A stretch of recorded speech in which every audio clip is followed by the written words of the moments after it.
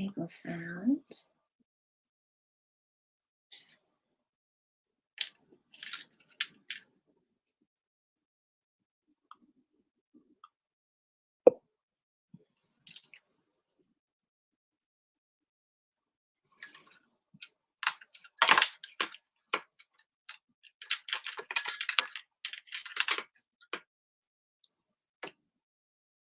Oh,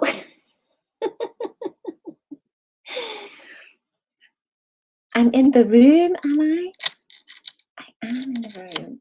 Let me just put my headset in just in case.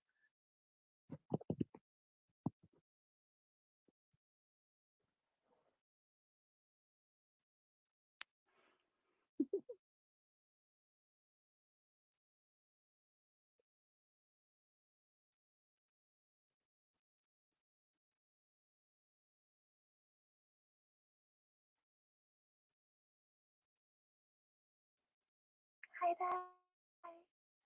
I'm just waiting for Leanne, I think.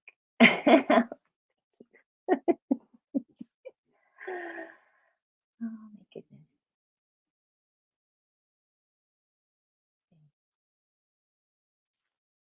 Well, you can hear me, but I can just see myself here right now. Hmm.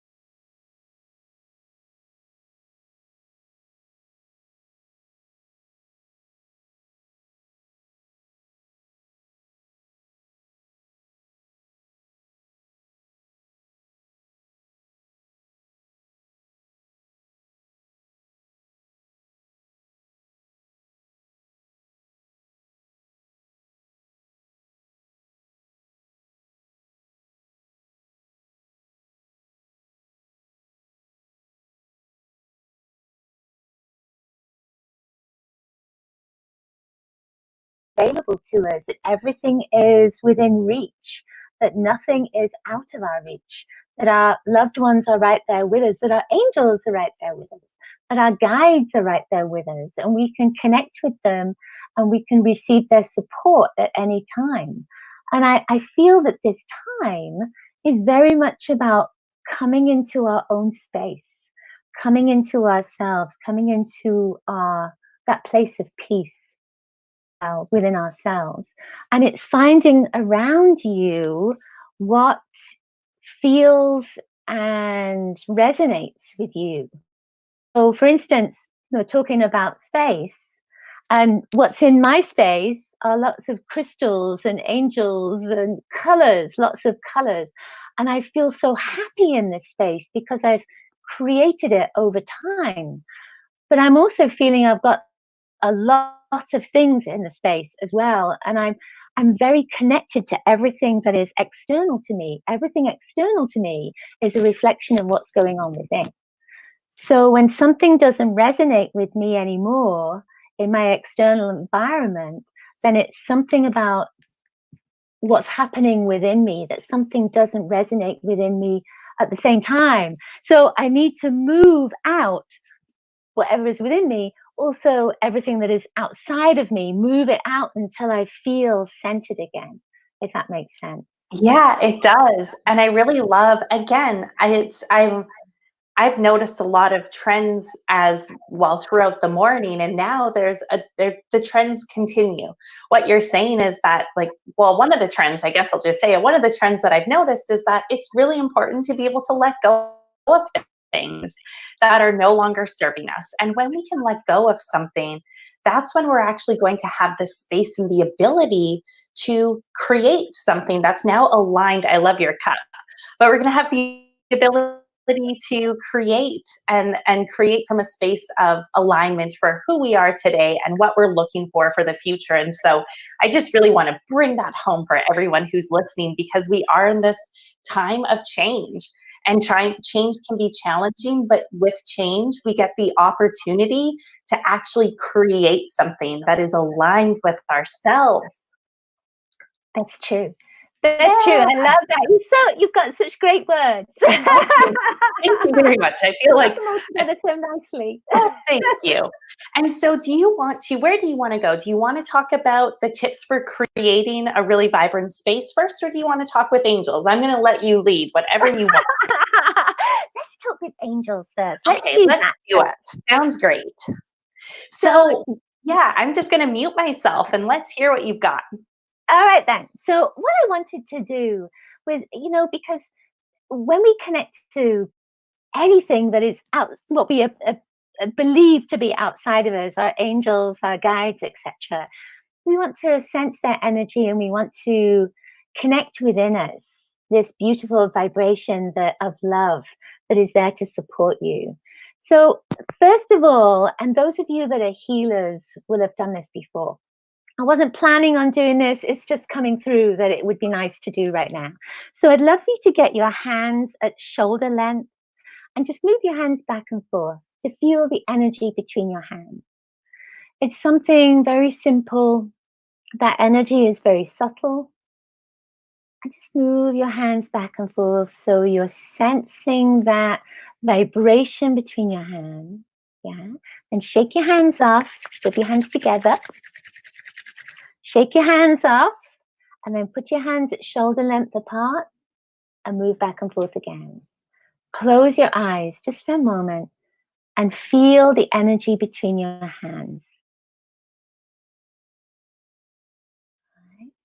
And as you're feeling the energy between your hands, ask yourself, what color is between my hands now? What color is between my hands now? Once you have that, ask yourself, what does that mean? What does that color mean for me? Keep moving your hands back and forth. And if you don't see a color or sense a color or know a color, then ask yourself, if I knew, what color would be between my hands? If I knew, what would that color mean? That's it. and then let that go. Shake your hands off. Open your eyes. Let us know what color came to you and what that meant for you. I wasn't anticipating doing that. Lots of yellows. I see. Oh my goodness. Pink, red, white, purple, orange. You see how you connected with that? Did you see it? Did you sense it? Did you feel it? Did you hear it? Did you just know it? And did you get the message of what it meant for you? Did you get that message as well?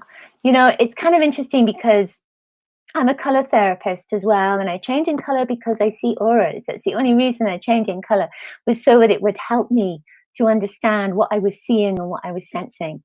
But what I learned was that all I have to do is say, what does that mean? To myself, what does that mean? Because everyone's interpretation of color is different. Everyone's interpretation of energy is different. So you ask for yourself, and then when you ask, what does that mean? That information will come through. If it doesn't come through immediately, that's okay. Because sometimes when you're in a stressful situation of, oh, I'm trying to get a color and I'm trying to get information about it, then it can be a little bit challenging sometimes to get it. So ask later on, what was that color that was between my hands? And allow the information to come through. It'll just pop into your head. And then again, say to yourself, what does that mean? So that you get I love that, guidance Elizabeth. from that. Yeah. The one thing that I really enjoy that, okay, do you see a color? And then if you don't see, if you didn't see a color, it's like, well, if you did see a color, what would that color be? Because sometimes we don't trust ourselves to overthink, and we start to second guess and question our intuition. And so it's so powerful to just kind of put that voice aside and say, if I did see a color, what would it be? Because we're allowing ourselves to actually just be true with what's showing up, because it is, we know. And look at, there's so many people. I love all of these colors. Still, it's just going. So I love it. Wonderful. I love that. And sometimes you'll get more than one color. I just saw a couple with more than one color. And that's okay. You know, there's no right or wrong about this. That's your energy. And the energy of your, between your hands, the hand part, that's your heart. So you're connecting to your heart vibration. And you might think, oh, hang on a minute, isn't the heart supposed to be green? But no, it's the energy from you. It's your vibration at this moment. It's your energy. It's your dominant energy. And you have lots of different colors. You know, it's like your wardrobe, your closet, your outfit. You have lots of different colors. But this is the dominant one, and this is the one that wants to be seen right now, and it wants to be seen for a reason. Now, one of the reasons that we did this, apparently, is so that, because, you know, I'm just going with the flow of what my guides tell me. The reason we did this is so that you can connect to your angels and sense them and feel them. So how you did that, by sensing and feeling and seeing and knowing that energy, you're going to do that with your angels as well. So we're going to do a little meditation. And it's just, I don't anticipate it being longer than 5 minutes, but it could run into 10. It's, so make yourself nice and comfortable. If it feels right for you, place your feet on the ground. But if it doesn't feel right, that's okay. Just go with what makes you the most comfortable. When you are ready, take a deep breath in. As you breathe out, let your body relax. Just let your body go. That's it. Just let it go. Take a deep breath in. As you breathe out, bring yourself into this present moment. Let go of any outside sounds. As you breathe in, imagine that there's light all around you. And as you breathe out, close your eyes. Breathing in that light that is all around you. Sensing, feeling, knowing that you are surrounded by the most beautiful, sparkling energy of light. No darkness can live in this light. You're completely protected.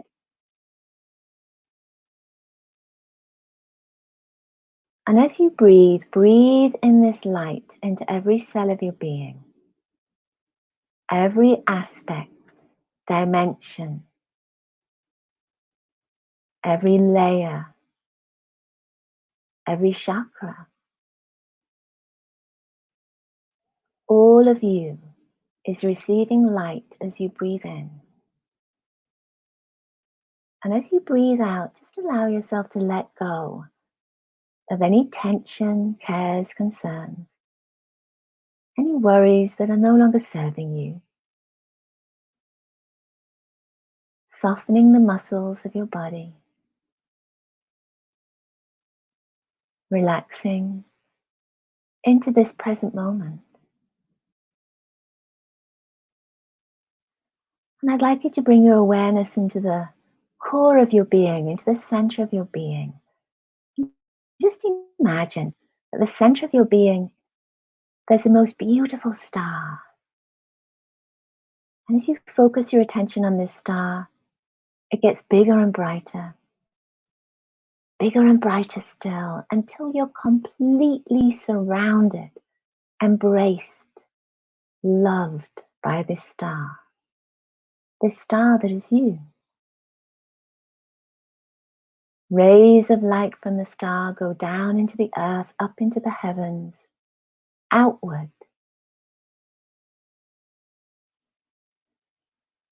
That's it. Until all you're aware of, all you can see and sense and feel, is this beautiful star of light. You're completely safe within this light.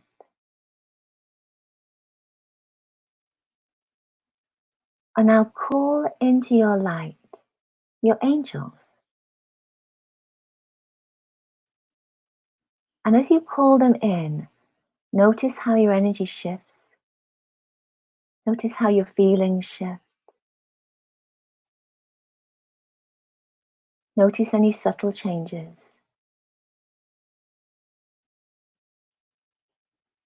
And invite one of your guides, one of your angels, one of your beings of light to step forward.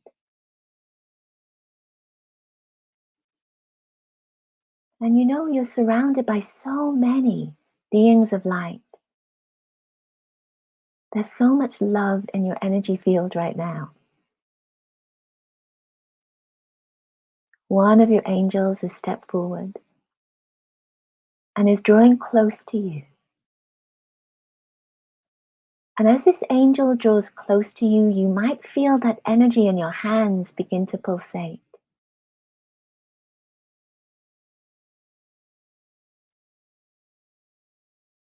And the angel touches your hands.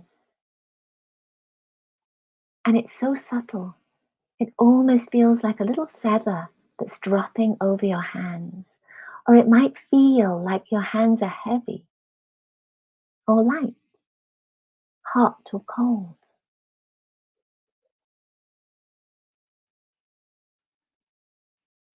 And the angel is wrapping you with love.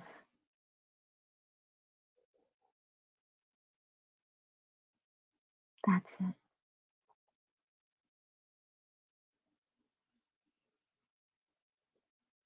Invite this angel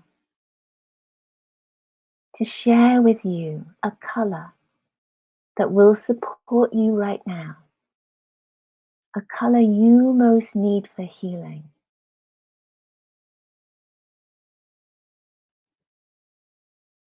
And it might be that the color pops into your head. The angel might change into that color. It might be the same color that was between your hands.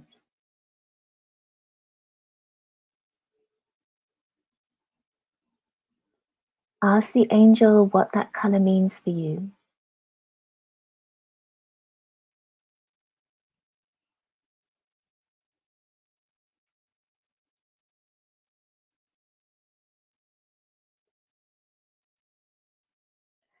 And then allow the angel to step back.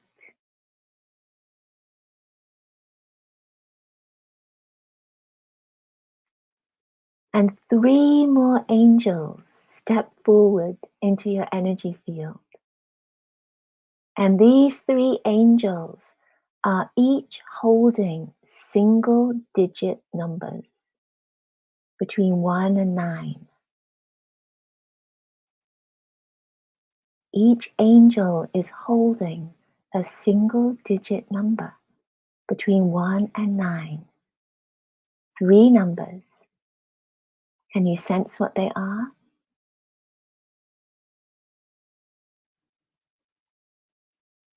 That's it. If you knew, what would they be?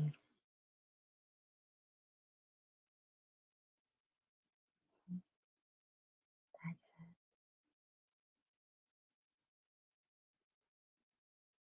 And offer gratitude to your angels for being here with you.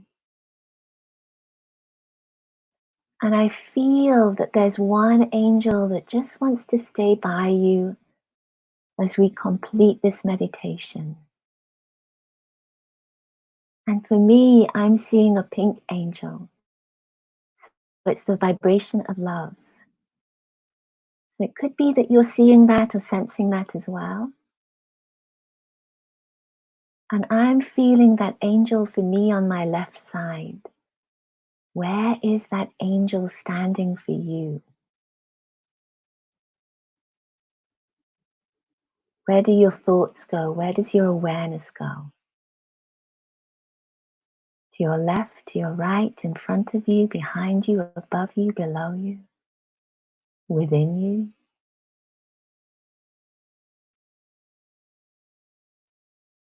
All right, I'm feeling this is a guardian angel. The guardian angel is an aspect of you.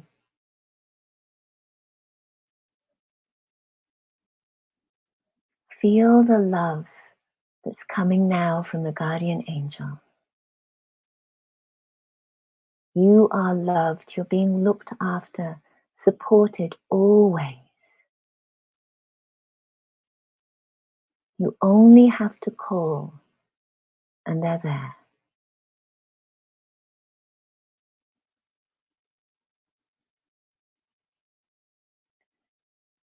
Make an intention to remember everything that you've just experienced.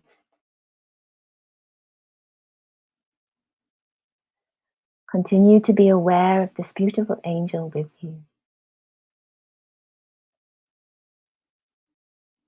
And then when you feel ready, bring your awareness, your consciousness, your thoughts and feelings back into the core of your being. And you might notice a sense of coming down, almost like you're coming down in an elevator.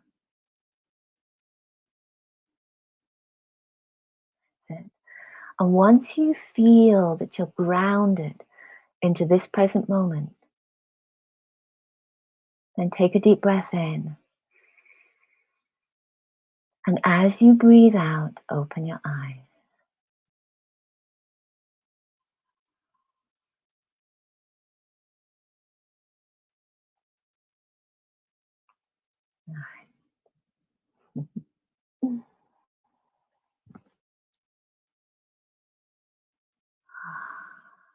That was beautiful. Thank you so much. I know I'm having to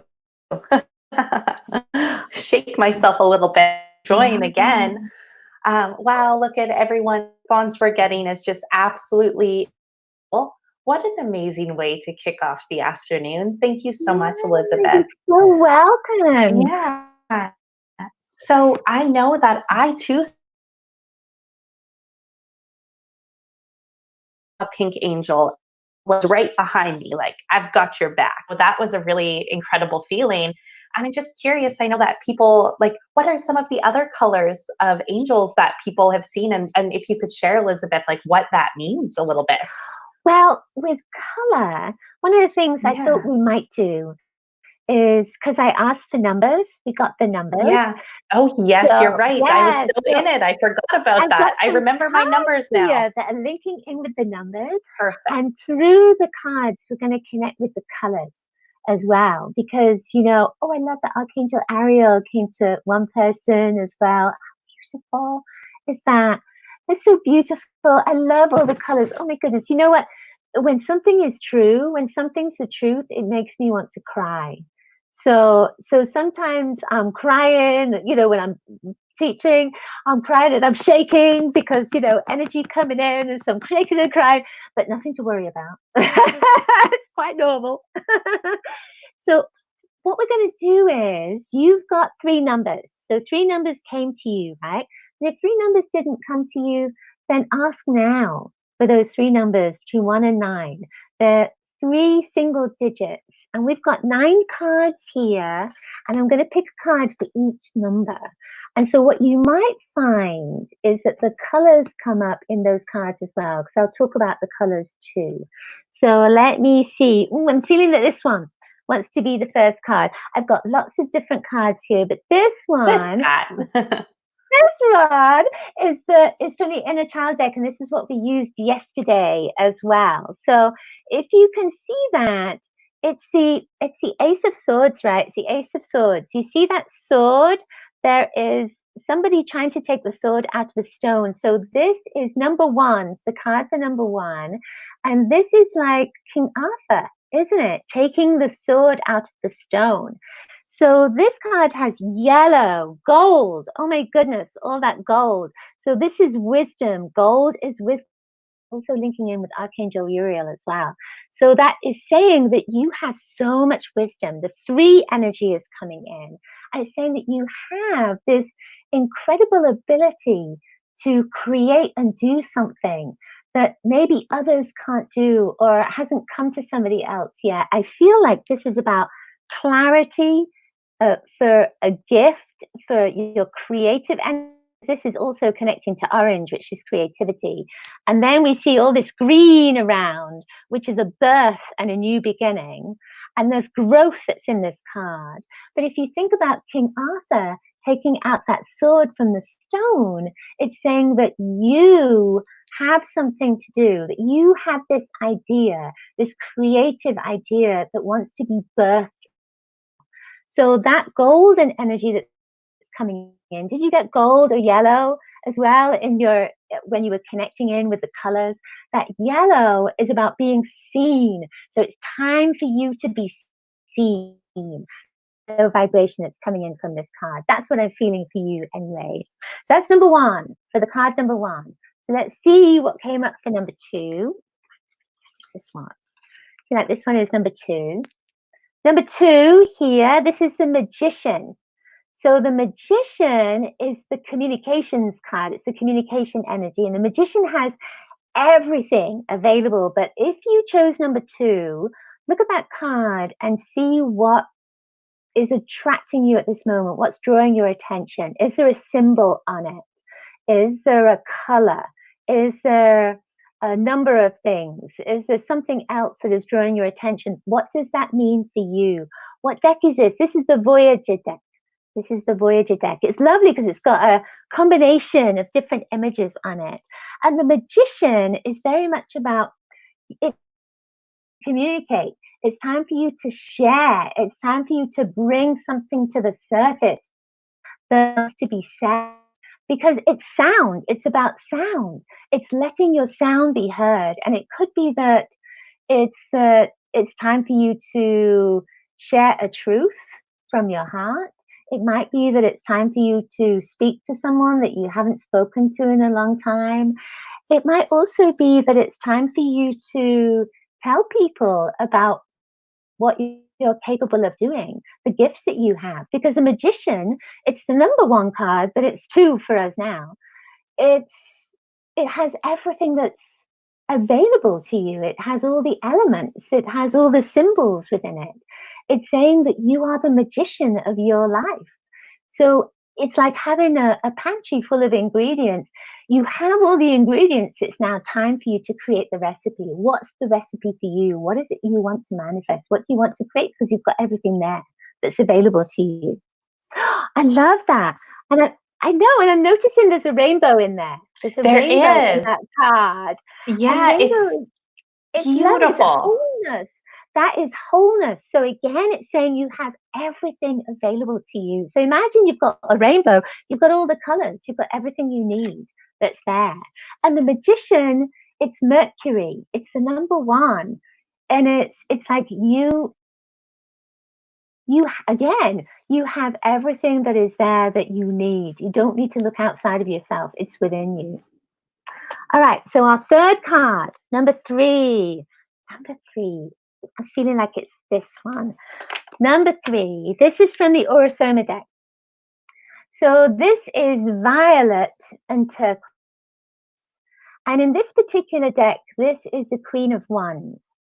So the Queen of Wands saying that you're going through change, that it's been a little bit challenging for you. Violet is the color of transformation. Violet is the color of change. It's the crown chakra. So if you imagine it's the last chakra before you come back maybe to the root. So you're going through a shift. You're going through a change. The turquoise is about acceptance of that change. It's just accepting it. Turquoise is the color that comes between the heart and the throat. If you put green and blue together, you get turquoise. And this is the Ananda Kandra right here. It's a new chakra opening up. So you are opening up. There's a different energy that's. Don't reject that energy. Allow yourself to open. There's a story about the Queen of Wands. She was a dark-haired woman with a panther by her side. As she changed and got to know herself, she changed into a red-headed woman, and the panther changed into a leopard. And as she changed and got to know herself even more, she changed into a blonde, golden-haired woman. And before the leopard could change into a lion, she pinched its spots so she could remember the dark places she came from. So this card is very much about remembering where you've come from and communicating that. This is about you having a message for others, about you sharing your wisdom with others. So the violet is the transformation. It's the change we're going through right now. And that turquoise is accepting that change and recognizing that it's time for you to begin a new phase of your life. Yeah. That's incredible. And so I chose 3 was one of my cards, and I'm just going to quickly hop in and share a quick update for everyone who's just joining us. Elizabeth had us choose 3 numbers between 1 through 9. So if you're just joining, you can still get in on the choose your numbers, and then she's pulling a card for each number, and within that, that's where we're learning about the different colors and the different meanings nestled within each card. So Elizabeth, I will back over to you. All right then. So we're on number 4, right? We're on number 4. So it's feeling like, I just feeling like this one. This was one of the ones, all the others are 2 cards each, and this one is a dragon card. And this one that came up is Archangel Raphael. And it just felt like this wanted to come into the deck today. I mean, all of them, it was funny choosing the cards. Some of the same cards came up from the decks, and I had to put them back. So I thought, hang on, we've got the same ones all the time. But this one, for number 4, if you chose number 4, this is Archangel Raphael. It's the green vibration. It's saying that it's time to heal your heart, that there's something in your heart that just wants to be released. And the message on the card says, heal your heart through forgiveness. Realize we all act as mirrors for others. Forgive yourself and others. So you are reflecting something at the moment. If there is somebody that's in your life and you're having a hard time with them, then there's a reflection there. So look at what they're reflecting back to you. If they're saying something that is negative to you, if you're believing that, it's going to hurt you. But if you don't believe it, you'll just brush it away. But I feel that this card is saying for you in particular,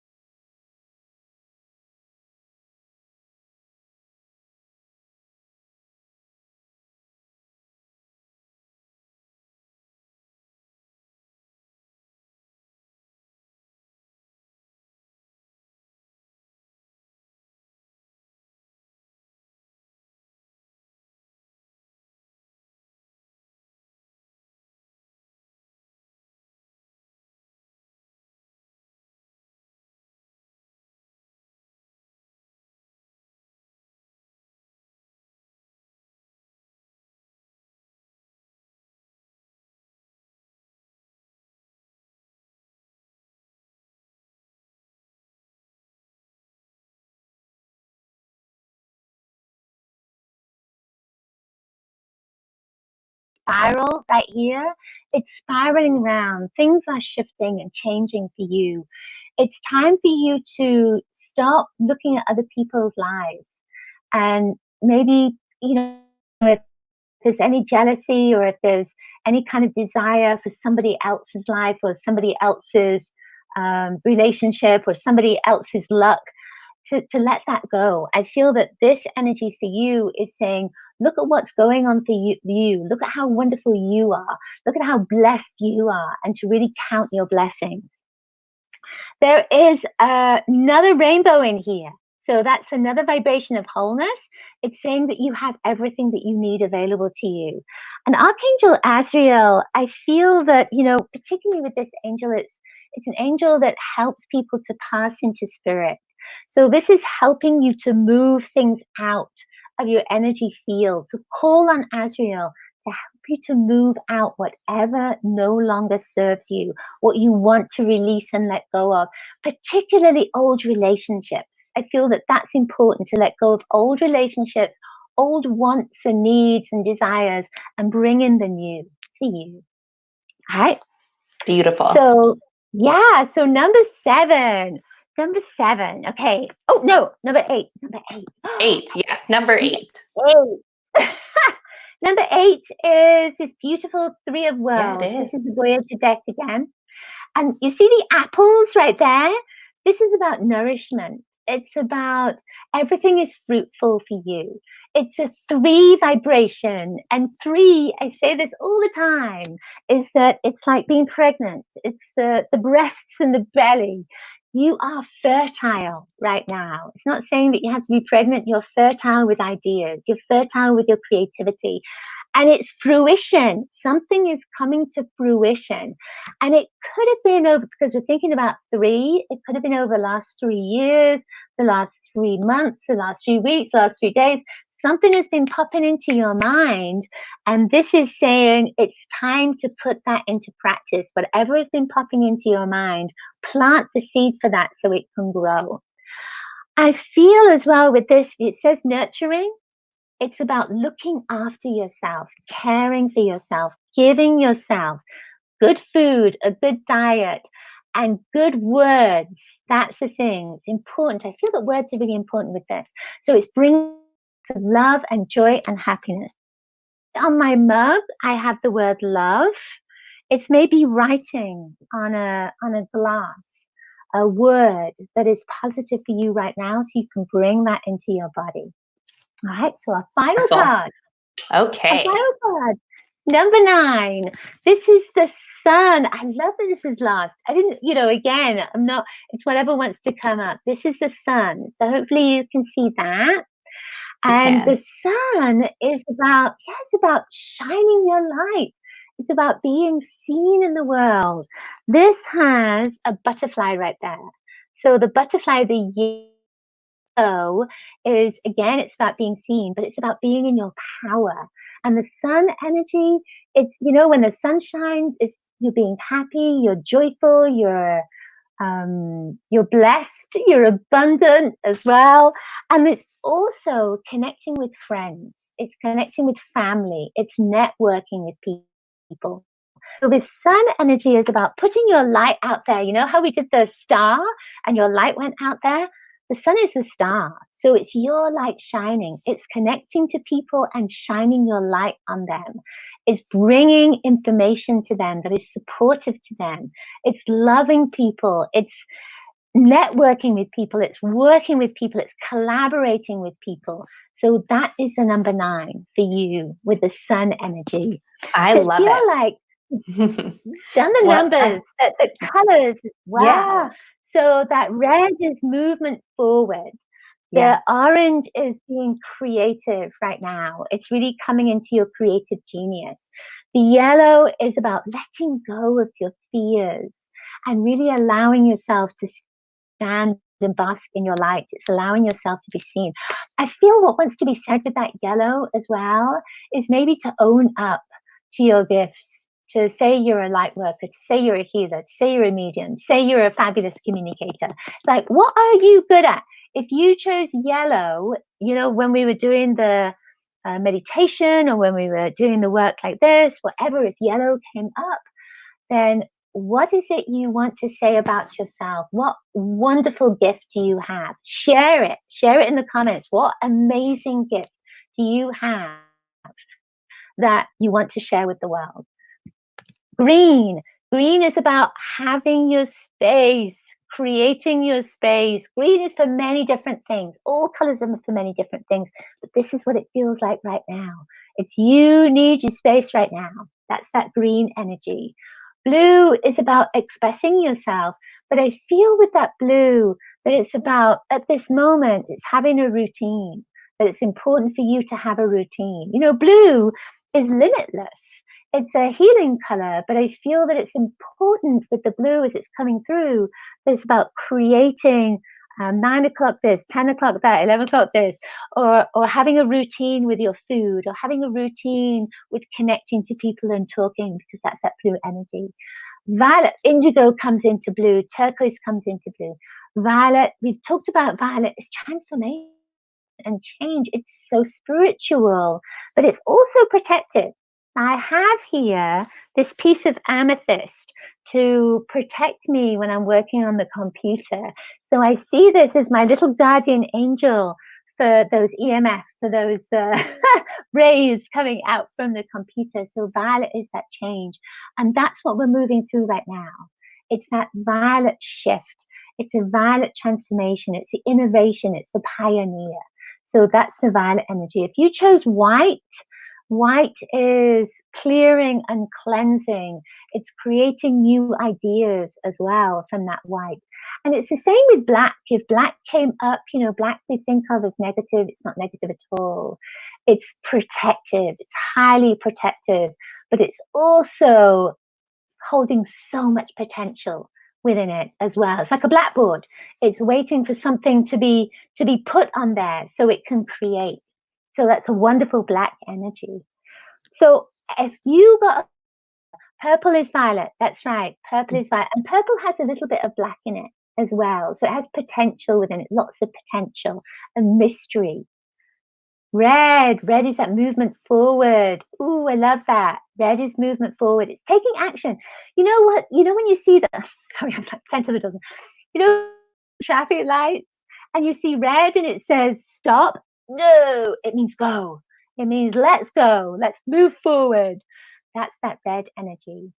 And I want to share something about the space, your space as well.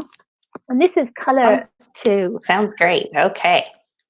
Yeah, when I was thinking about the space that I'm in and the things that I put into my space, one of the things is the far right-hand corner of your space, wherever it is you spend most of your time, in that far right-hand corner.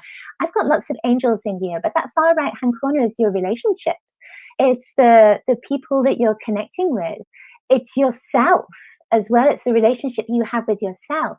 So put a heart in that far right-hand corner of your space, any space, and make it that it's an intention to connect to your heart. And it could be a red heart, pink heart, whatever feels right for you. Today, when I was sitting here, I was thinking about what's on my left side and what's on my right side. And I was getting a really strong feeling that I needed to have orange. I asked, what do I need right now? And orange was coming in. And I saw this orange calcite heart in one space in my room. So I held it and asked it, does it want to be on the right side of me or does it want to be on the left side of me? And it wanted to be on the right. And that right side links into the left brain. So that is kind of the logic. The orange wanted to come into my logic. And the orange to me is about words. That it just wanted to help me with my words. Because sometimes when I do this kind of work, I get caught up in the right brain and I get a little lost. If it wanted to go in the left side, then maybe it would have been more creative. But to me, that was helping me. So for you, when you get a color, if you get a crystal, anything, ask, where does it want to go? Does it want to go on your right or does it want to go on your left? Because that's going to help you understand how that energy is working with you. And the final thing is about clearing your room. You know, we can bring white light into your space to cleanse your room. But sound cleanses the room. And I have this bowl, which is my heart bowl. And this is just, you hear that? That is the heart energy and the sound to cleanse the space. And you can use that sound to cleanse your space. And you can clap in a space to cleanse the sound. You can sing in a space to cleanse the sound. Or you can put music on to cleanse the sound. So that's just cleansing the energy in your space. I absolutely love it. Thank you so much for sharing everything. This was absolutely fantastic. And I know I've been reading the comments and everybody has enjoyed this session so much. That singing bowl is beautiful. And so I know what I'm taking away just to do, yeah. And so just to do a recap, because I truly can't believe how fast our time is going. Our time with you is coming to an end. I can't hear you very well. It might be my side or it could be your side. I don't know. Okay. But you're breaking up. Okay. Thank you for letting me know. Can you hear me now? Well, I'll keep talking. Hopefully Yes. everybody can hear me okay. But what I was saying is thank you so much for joining us, and just takeaways to just stop and tune, go within. We have the answers within, and just ask, what does this mean? And that's the thing that I'm going to take away, whether it's paying attention that I'm called to hold something, or asking, like I have a yellow candle on my desk and I have a little pink rose quartz heart. And so just actually tuning in and saying, where do you want to go right now? And just trusting that we're going to get the answers that we need and that everything is within us right now. So, Elizabeth, I know our connection here towards the end it was a little challenging, but thank you so much for joining us today. I appreciate it. And I know You're so welcome. I've loved it so much. I know. Thank you so much. Yeah, you're welcome. And everybody, Elizabeth's website is called sealedwithlove.com. And I know that she's prepared. Did you prepare a little gift for everyone? Was there a gift? I'll follow up via email, because our connection isn't. Do you know what? Don't worry, everyone. I'm going to be sending a couple of follow-up emails after this event. So thank you so much for being here today, Elizabeth. I really appreciate it. You're so welcome. I can hear thank you. That's all. Perfect. It's good. All right. Like on the moon. Yeah. Okay, well, you have a wonderful day. Bye, Elizabeth. You too, my darling. So much love to you. So much love to everyone.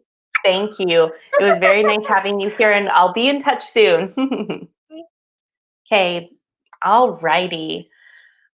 So yeah, Elizabeth, you can turn off your screen now, and then we're going to call in our next guest expert. Okay, bye-bye.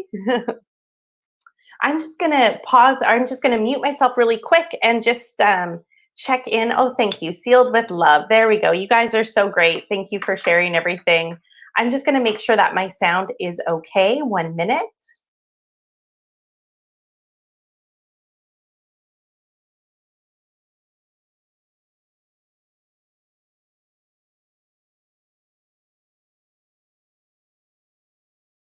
Okay, perfect. So very, very good. Okay, so you guys can hear me.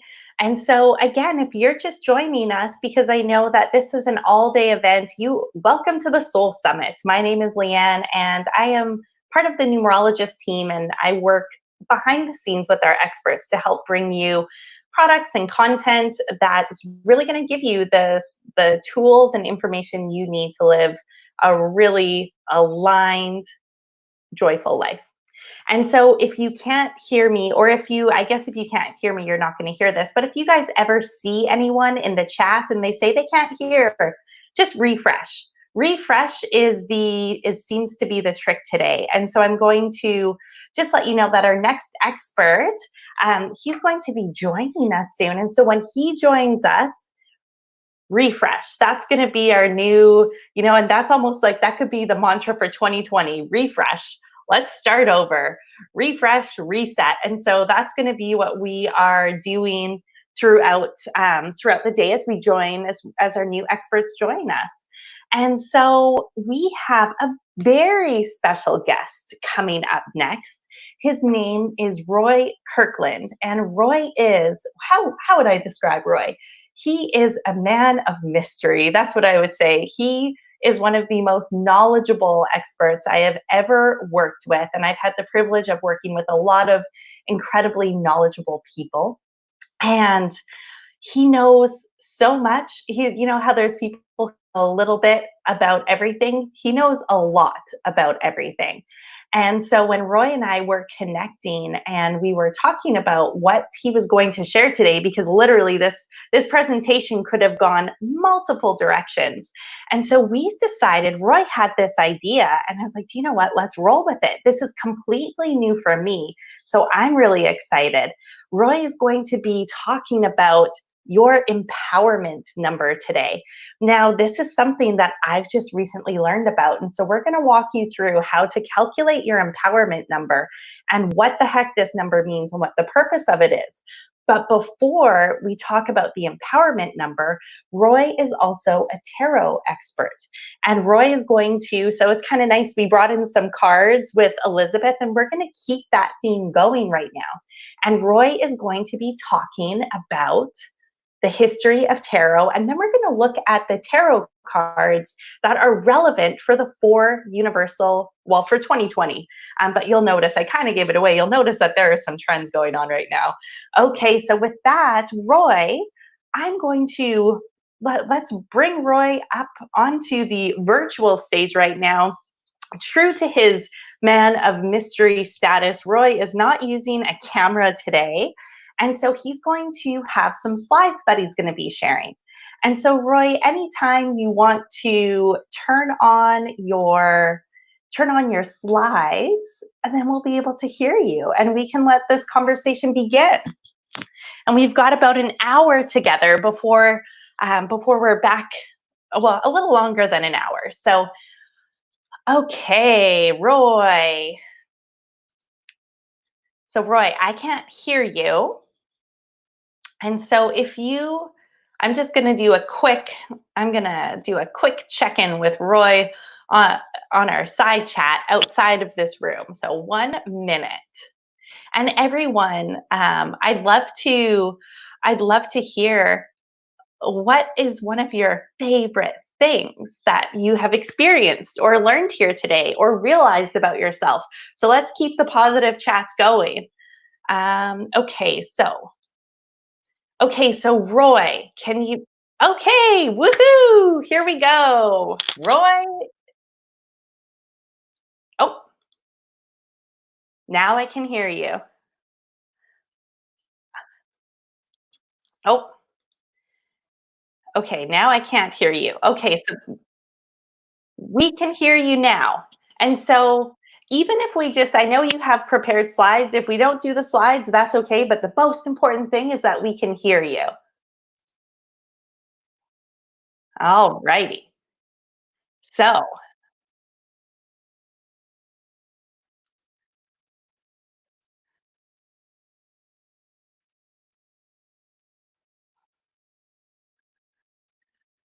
oh, do you know what? We're just going to roll with it, because guess what? This year we've had a lot of uncertainty and a lot of change, and I think that, we're pretty well versed at going with it. And so Roy, why don't you start off by just sharing a little bit about yourself and how you came to be the divination expert that you are? Because that was a very appropriate laugh. I love it.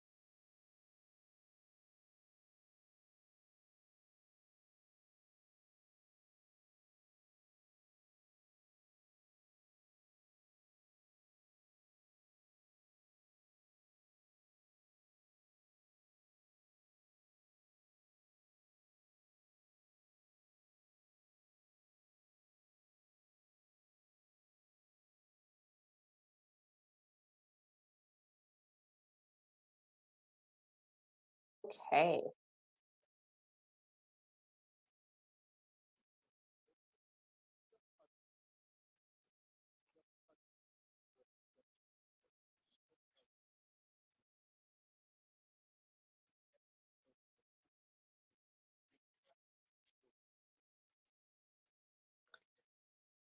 Okay.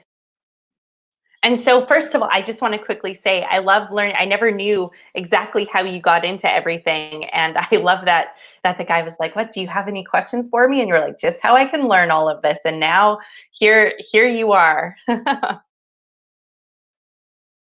Mhm.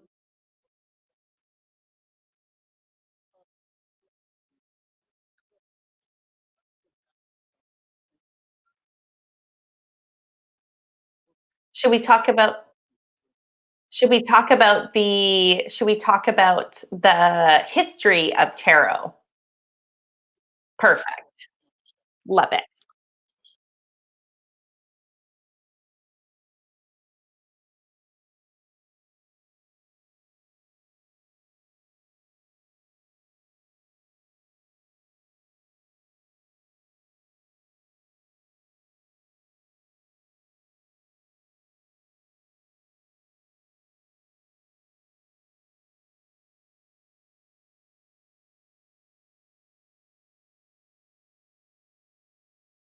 Thing that we didn't even know.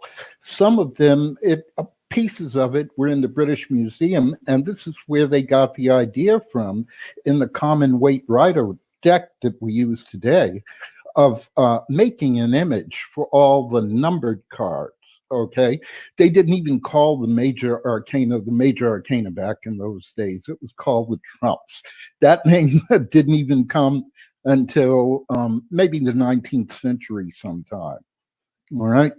Now, in that old deck, they got their images mostly from their mythology, and we even think this is a different mythology system from the Catholic and Roman mythologies that existed back in 14th, 15th century Italy. Okay. It had the same structure as the tarot, though 22 trumps, 16 court cards, and 40 pip cards or numbered cards, totaling 78 cards. Um, Now, the court and the pip cards are divided into four suits as well, except theirs was slightly different. They had orbs instead of pentacles. You know, they Mm, sometimes they were shown as being spherical, like you'd think of an orb, and sometimes they were shown as being discs. Okay, uh-huh. and well, even when we start moving forward in the decks, the Visconti Sforza, which is pretty famous, that we made up from different bits and pieces of tapestry and so on and so forth. That one had swords that looked like scimitars. And And we, yeah, well, so I have a quick question for you sure. about, so because there's this history and there's all of these different decks and things have evolved over time, and I love that there's the mythology aspect of this. How would you, because I'm sure a lot of people listening do know tarot, but it has become such a popular thing.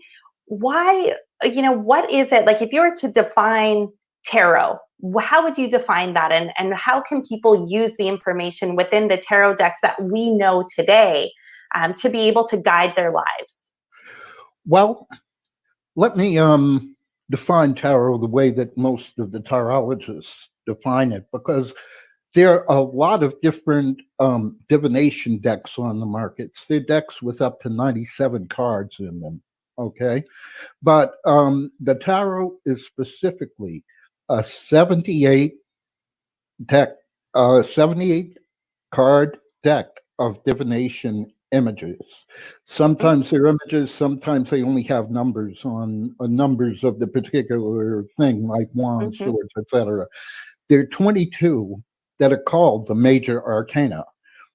These are when they used tarot to play games, these were all the trump cards. Okay. But we generally use the tarot in our daily lives to tell us stories, to tell stories about what's going on around us. Now, the major arcana are the most important players in the deck. When you get one of those in a spread, for instance, you know that this is a card you need to pay attention to. You need to see what the others are doing in cooperation with it, okay? As opposed to seeing it as standing by itself and doing nothing. Some people do them as one card a day, or something like that, just pull a card or something like that. But when we're actually sitting down looking for advice, looking to be told a story, the major arcana cards have special importance, okay? Then they're the court cards, which represent people generally. They're not always people, but usually that's the way things work out. And you can usually identify what people they are by how authoritative they are. You have the aces, which are new beginnings.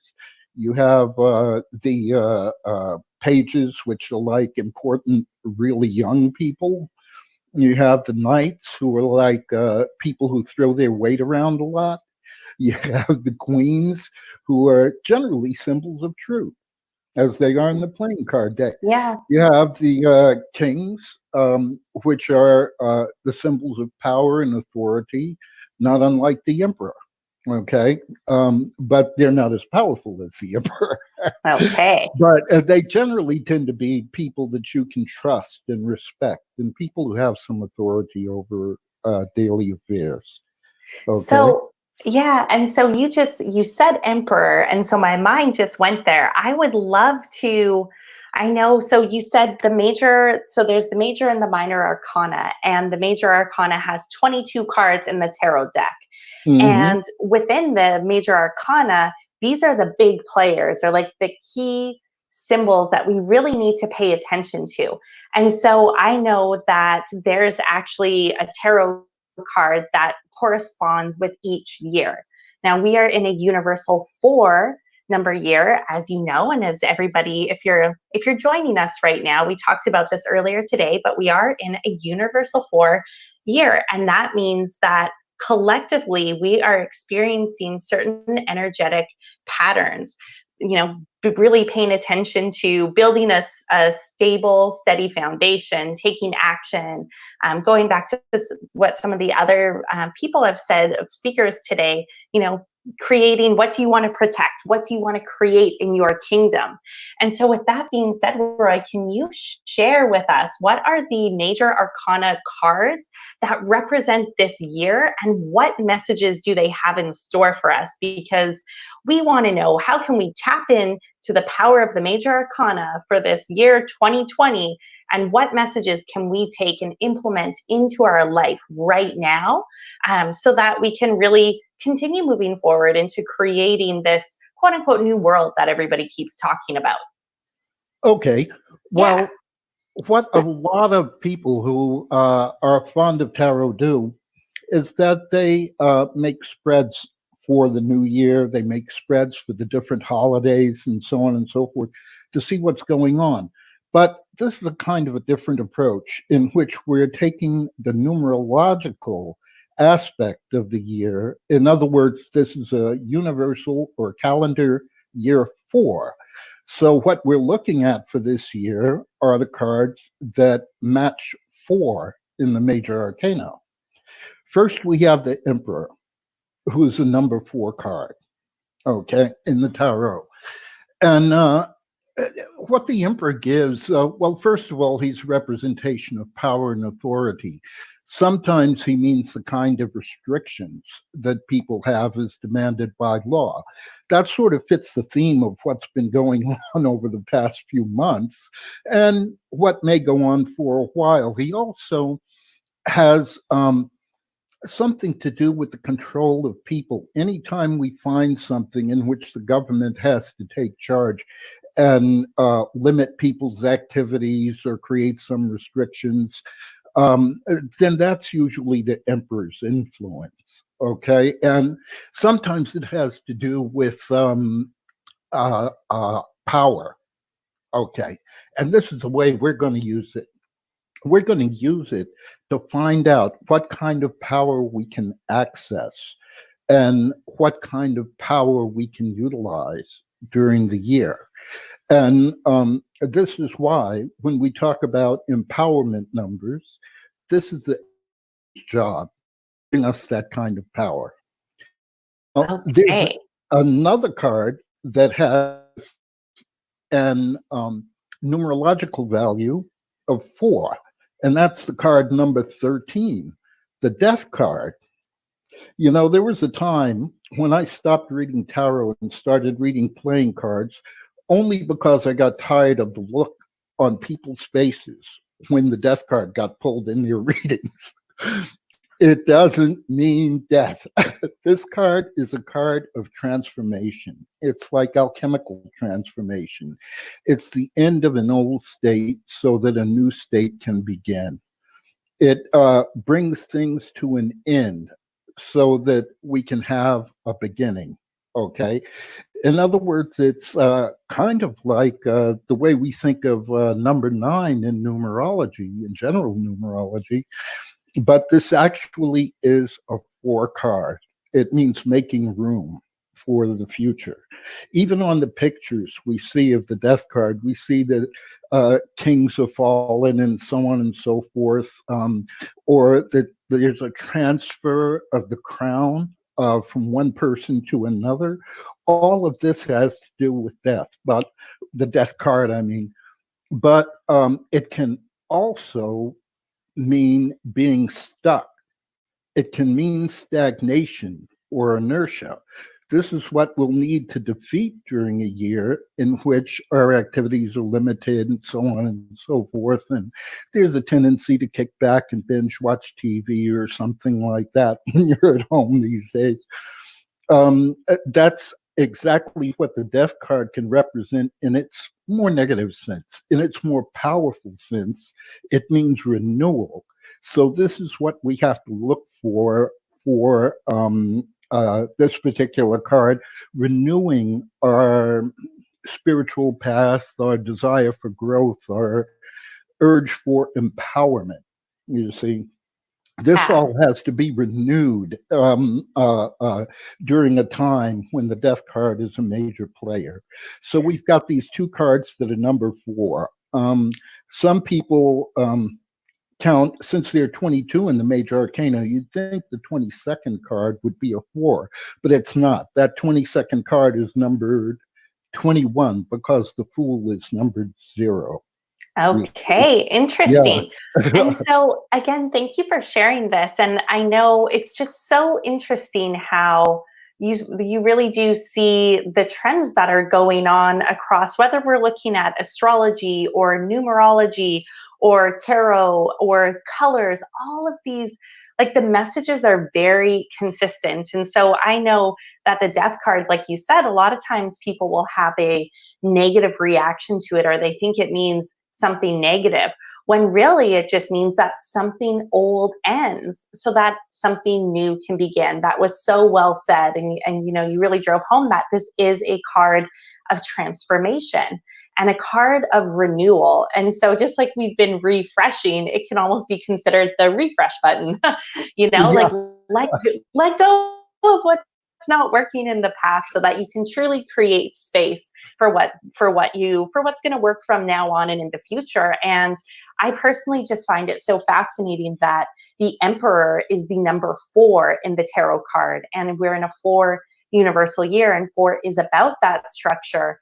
And how you said the Emperor really brings in the power and authority. And if you look at what's been going on in the world right now, I think that our day-to-day lives have been impacted more than we've ever experienced in our time by the authorities. And so what I really loved is that you said, you know, we're to the Emperor, and what's the message in the Emperor for us right now?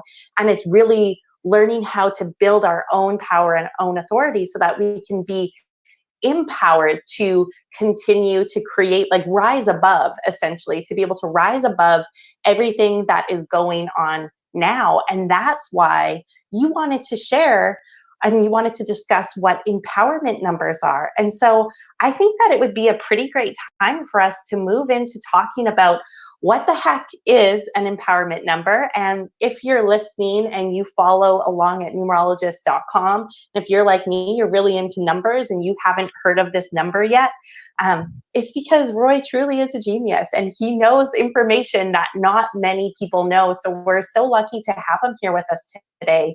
And Roy, I'd love for you to talk about what the empowerment number is and what this means. And then to everyone listening, we are going to help you calculate your personal empowerment number. It's an easy calculation, so don't worry, but we're going to help you calculate your empowerment number and what you'll be able to do with this. And then Roy's going to talk through the different meanings of each empowerment number, and then you're going to be able to take the wisdom from that personal number, and that's going to be a guiding light for you to turn into and tap into as you move forward, so that you really are rising above the chaos and the uncertainty, and you really are truly creating this future for yourself. So Roy, I'm going to turn it over to you again, but can you please share what is an empowerment number? And I'm also really curious to know, why is this not used more commonly in numerology?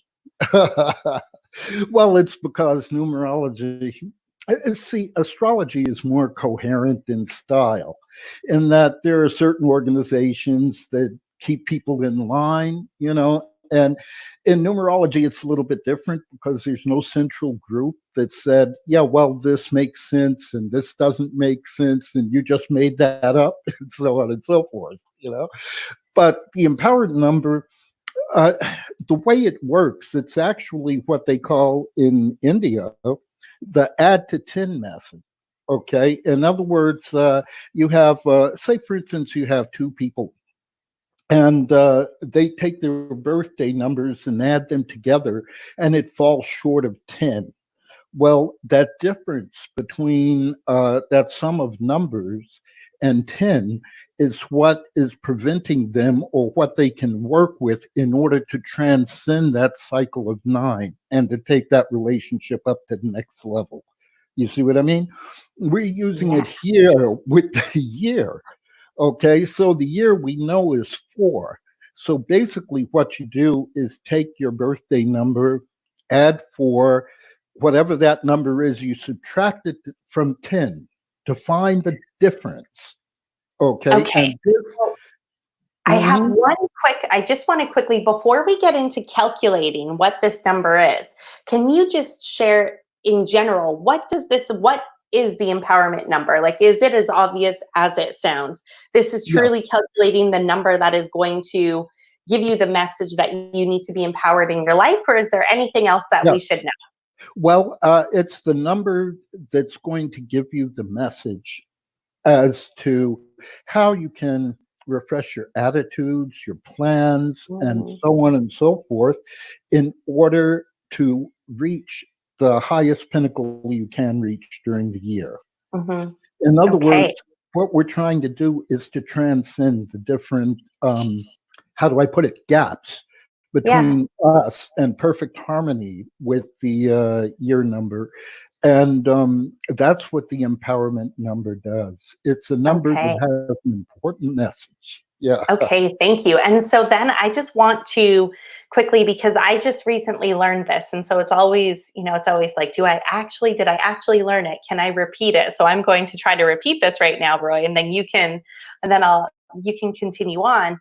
So when Roy was talking about this number with me, I was like, oh, I see the brilliance of this and why it's so powerful for us to discuss at this time. So earlier on today, if you were in one of our sessions, you would have heard that in numerology, the cycles go from 1 through 9. And so once they get to 9, then they start over again. And so, there's the universal year number, and that's a 4. We're in a universal month 9 right now. And so what we're going to do with this empowerment number, like Roy said, this empowerment number is actually going to help you figure out what is that number that you need to be able to get out of this 9 cycle, hop out of the cycle and start fresh and start over. And I know for me, that was really empowering and exciting to find out. It's like, oh, there's another way. We can actually use some of these tools and tricks that are hidden behind the scene to help us rise up and walk a different path. And so was I correct in that explanation, Roy? That's a very good explanation of it. Okay, woohoo, you're a good teacher. You get a gold star. Thank you. Thank you very much. But there's something we need to explain first. Okay, let's do it. And that's about why we're using the birthday number. Okay. Now, we know that we can convert the universal years to personal years by using the achievement number. Standard process. That's how we find out what your personal year is. But that's not the only way to work with a year, because what the achievement gives us, achievement number gives us, is a kind of a general picture of what the year is going to be like and some things that we can do to make our way through it, to navigate it. The birthday number is a little bit different, because the birthday number, when we reduce it and use it for calculation, gives us spot-on methodologies that we can use to balance our lives. Okay. Now, in the East, in old school numerology, before I go to that, in old school numerology, they didn't even use other numbers besides the birthday number for a lot of things. For instance, they were, they'd study the name and try to get it to match the birthday number instead of trying to get it to match the life path or the achievement or any of those. But nevertheless, in the East, they call the birthday number the psychic number. Okay, they call it that, not in the sense of psychic power, but in the sense of the psyche being the mind and emotions and unconscious mind, things like that. So this is why it's so important to use this one, because this will, give us the proper focus and attitude that we need in order to get our best out of this year and stand above the cycle. I love it. The cycle. Yeah. And so why don't we teach people how to calculate their birthday number right now? And it is pretty darn simple. And so your birthday number is, well, I'll let you share. It's simple. It's the date of birth. For instance, if you're born on the 18th of any month, then 18 is your birthday number. But for these calculation purposes, we use the whole number to do things that we want to know about the personality, to understand the personality. But to work with the cycles of time, we reduce them. So the 18 becomes a birthday number 9. Like if you're born on the 24th of the month, your birthday number will be 6 in this calculation. So and what so we do is that if you're born beyond the 10th of the month, I was going to say, all you have to do is add the digits together. Perfect. And there's no master numbers in the birthday numbers, correct? No master numbers. Okay. Not in this calculation. No master numbers, no karmic numbers, none of those special compounds count here.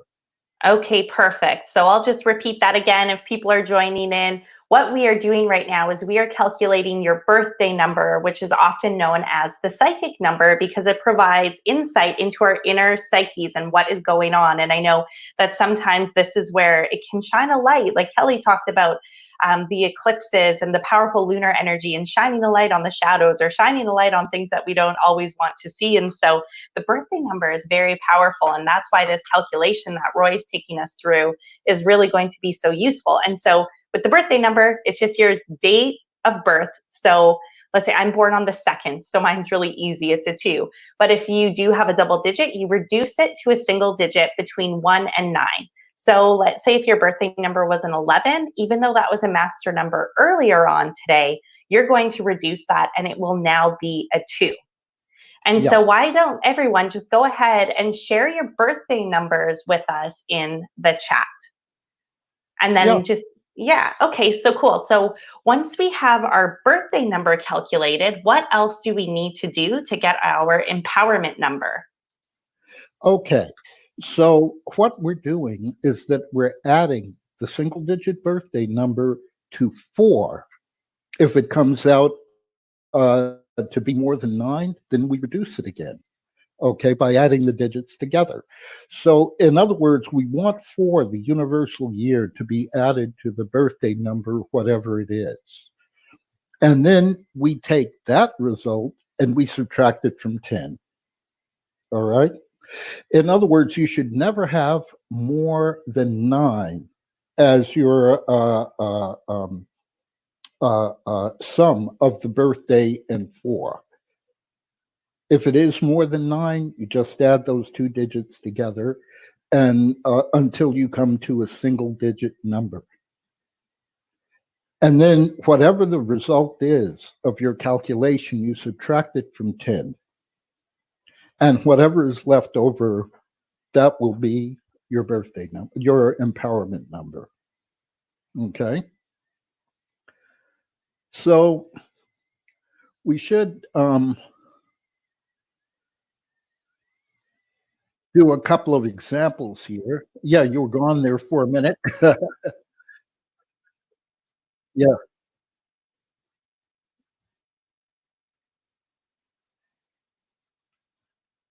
That I know it's the afternoon, but we've got this. I am confident in us. Oh, And yeah, so this one's easy too.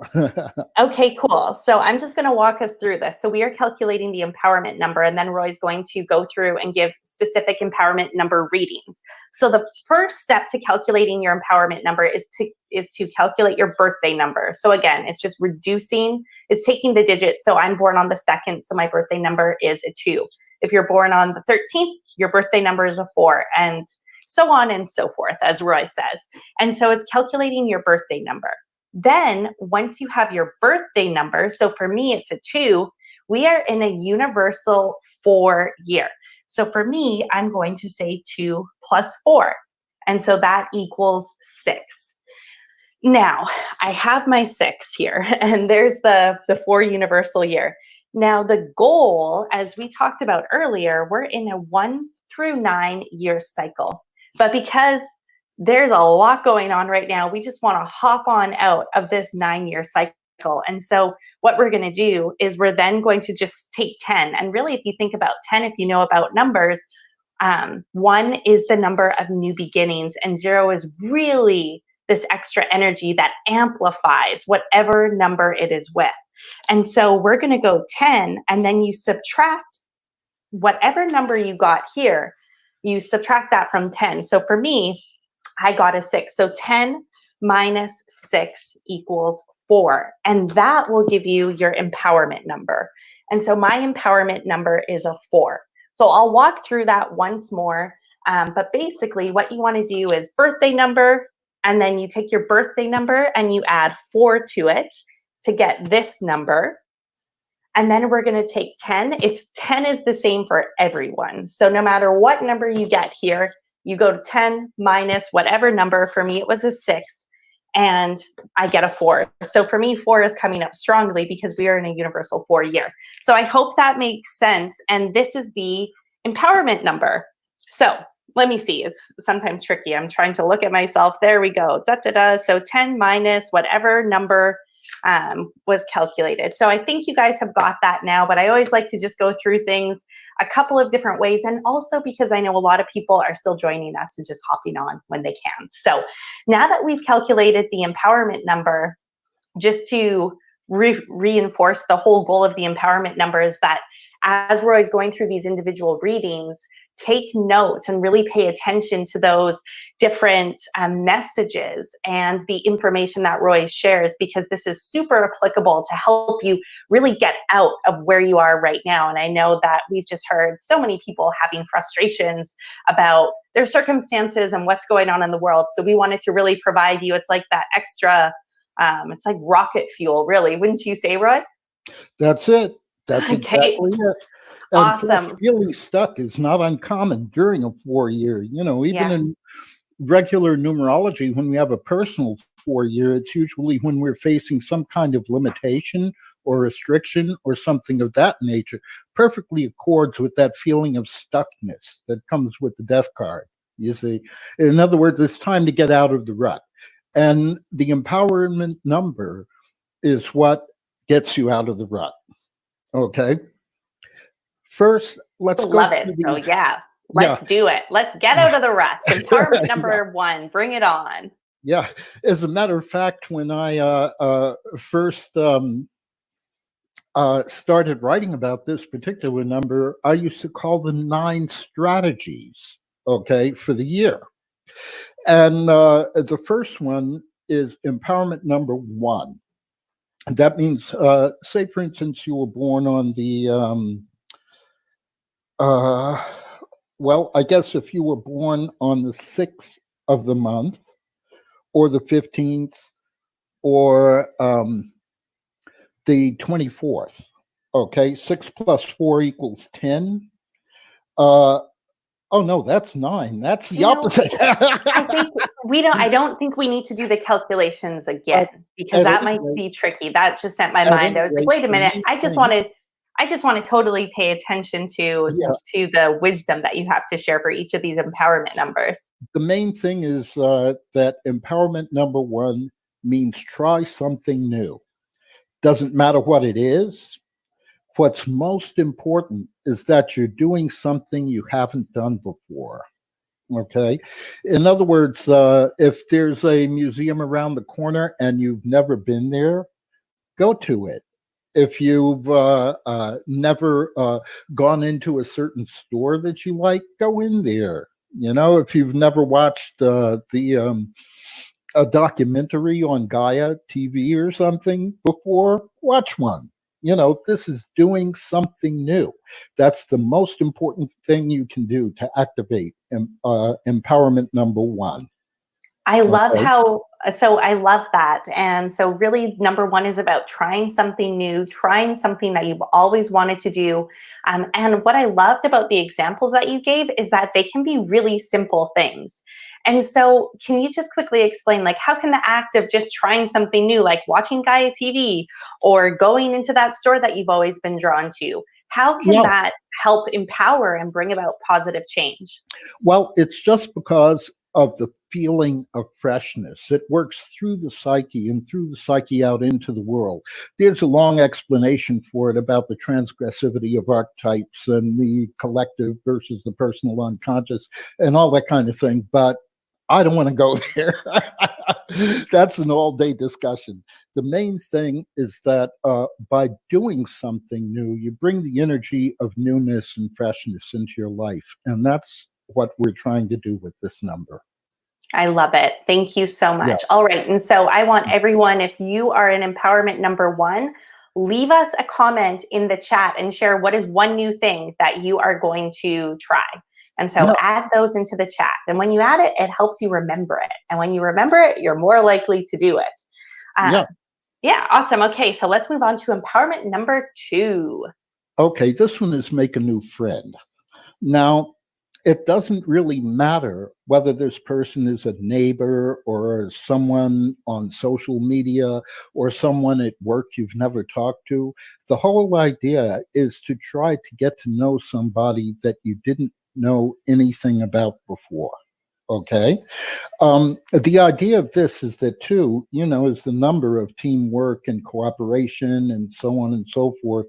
All you want to do with this number 2 is to open up enough to let someone at least have the chance to become a friend. It doesn't matter whether the friendship is permanent or not. The effort is what counts here, of reaching out to somebody else that you're not familiar with on a regular basis, or it can even be somebody that you talk to all the time, but you never did anything with, like sat down and chatted over lunch and so on and so forth. Make a new friend. That's the empowerment number 2. That's the easiest thing you can possibly do with it. And so how does making a new friend, and I love that because I think that human connection is so important for all of us. And right now we're learning to connect in new ways that we haven't necessarily connected before. And so I'm really curious, like, why is the main message of your empowerment number is 2, going and making a new friend and just being open and putting yourself out there? Why is that so empowering? Well, it's empowering, first of all, because it causes you to let go of some inhibitions and so on and so forth that you may have. But also, that human connection, there's a special spiritual principle behind it. It's like the channeling of energy between two people can create a flow of energy that you're not expecting. In other words, I found that there's several people I talk to that I get special knowledge from sometime, and it may not even be related to what we're talking about. It's just the transfer of energy. When I'm talking to some people, I'm so bright and cheery, and sometimes I'm not. I feel like, where'd my energy go? But that has to do with the energetic exchange between yourself and the universe. And making a new friend is like a sacrifice on your end in order to see whether the other person is willing to work with you mutually on the energetic level. That's what it's all about. This is an energetic level thing, making a new friend. And do you know what? So first of all, I'll say to everyone, like, think about what kind of new friend do you want to make, and what kind of person or energy do you want to bring into your life? Because you have the choice for this to be really positive.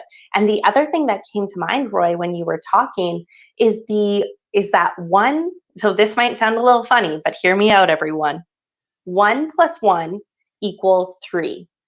And so what I mean by this is that, let's say if you have 2 people, they can create life, or 2 animals can create life. And so it really is, creation happens when 2 people or 2 ideas or different energy is coming together, because from that, those 2, something new arises, and that new thing is the third. Is that what you say? Is that correct, Roy? Well, that makes perfect sense, and that's a common, way of understanding the numbers 1, 2, 3 in numerology. Yeah. And what we're talking about here is about the polarity. Is that the energy flows when you've got 2 poles that are interacting with one another. In other words, a positive pole and negative pole, then your battery works, right? Get a light. And it's the same kind of thing when you make a new friend. You're saying, hey, let's see what we can run. Let's see what kind of current, what kind of energy we can run between us. And that's what, that's another aspect of what this does. It's the universal law of exchange in action. Yeah, I love that. And so for everybody who's an empowerment number 2 in the chats, just like, first thought, best thought, who was that person that came to mind that you'd like to reach out to and become friends with? Even if it feels risky, even if it feels vulnerable, and you're going to be putting yourself out there, but you're not quite sure how that other person is going to respond. First thought, best thought, share it in the chat, and just know, like Roy said, this is an energetic thing. And by taking that step, you're going to be creating, like, something new is waiting to be created. So I just love that. Yeah. Awesome. And so what about empowerment number 3?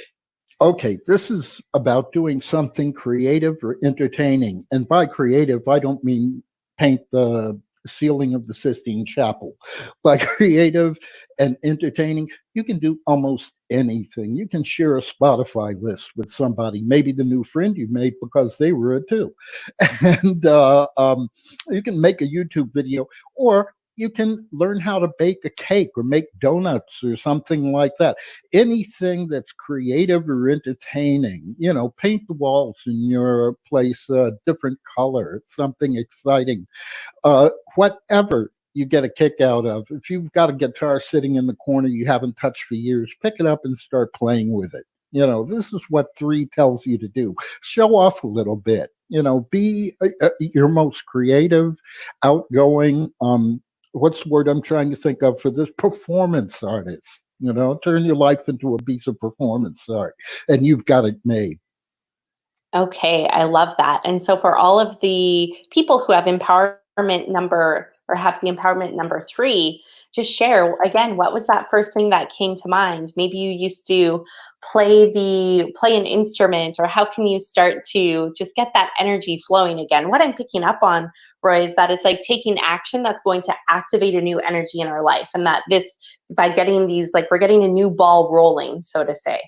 That's right. Make a curry. Make Awesome. a bowl of curry and share it with somebody Perfect. just to find out whether or not, this creative energy is flowing. In other words, you Yeah. need to let the creative energy flow. Great. Okay. Now, Okay. So number empowerment 4. number 4. Yeah. Yeah. Okay. This is do something you really have to work at. In other words, this is taking on a task. This can be a hobby. You can build a ship in a bottle, or learn how to do stitches by hand, or pretty much anything. It's just something that you have to work at and stay focused on those tasks that you have to work at.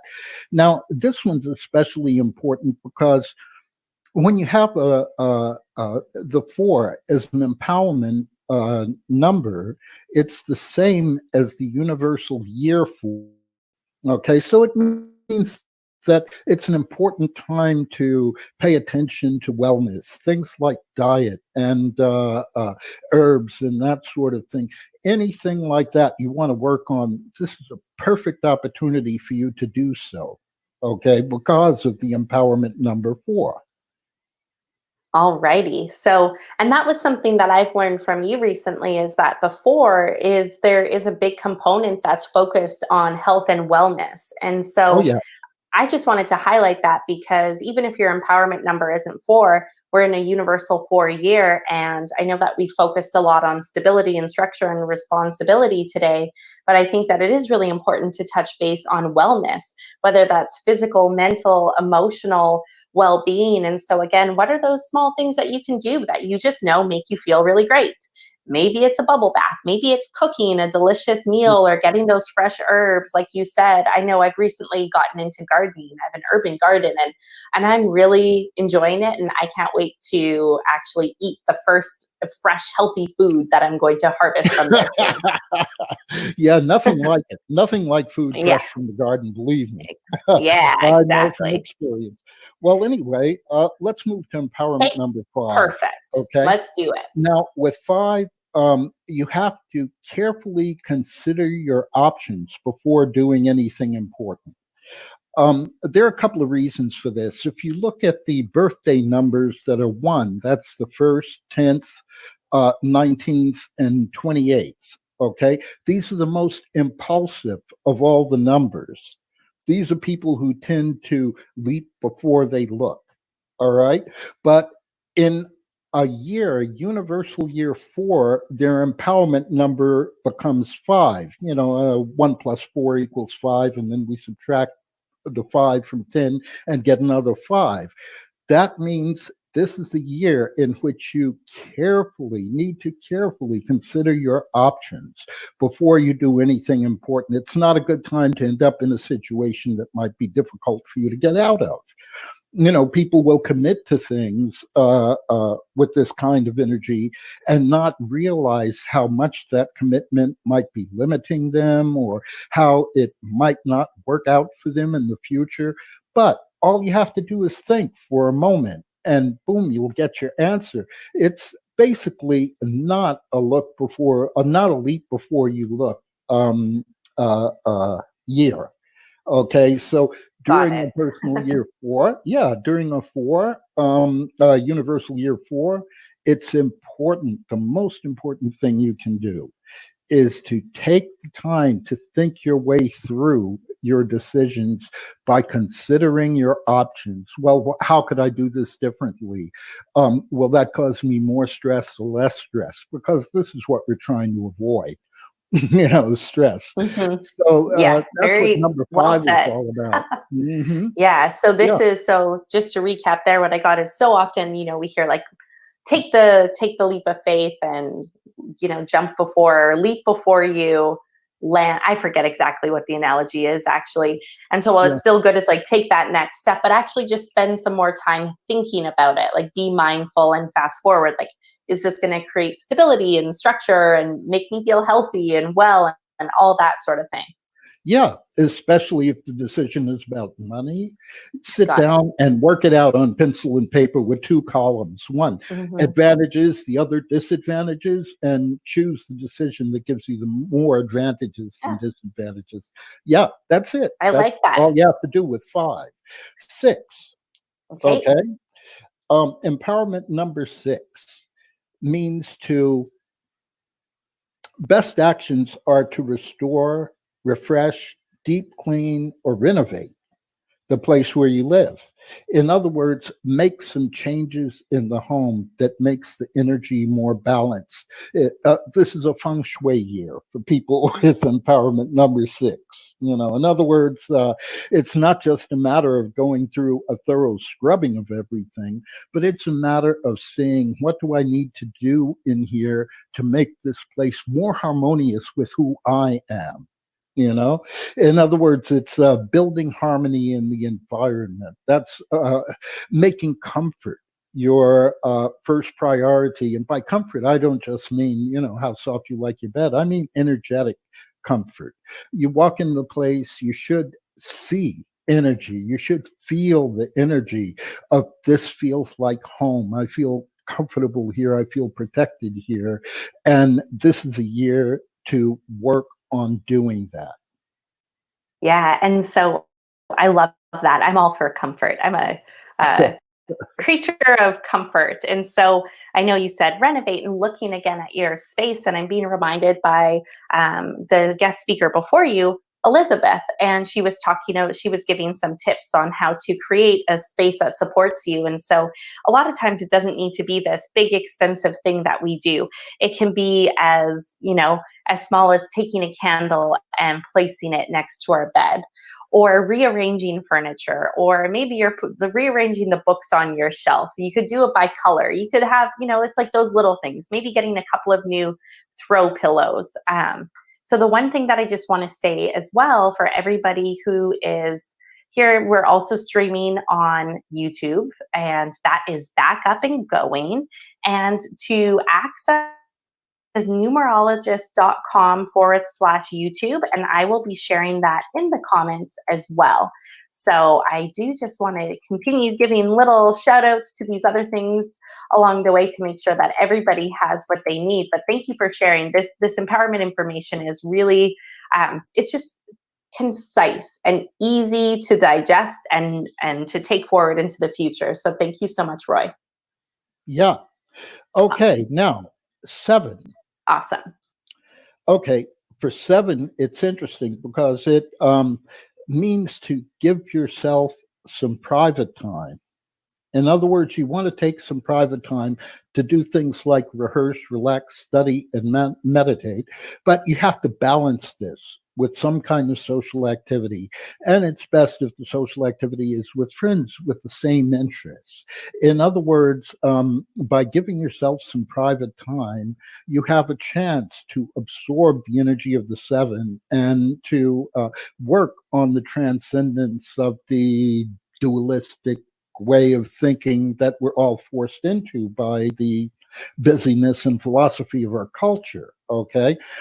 This can be spiritual time. This can be time for prayer, meditation, so on and so forth. It can just be physical, about relaxation. It can have to do with advancing your own career, like special studies you may have to do, or rehearsals for a musician, or practice for certain new things, new projects in art. In other words, whatever it is that you're better off doing alone, this is the year for that. But you must balance it with some social time, because if you just live inside yourself, you're going to end up in a state of a spiritual emergency of some type or another.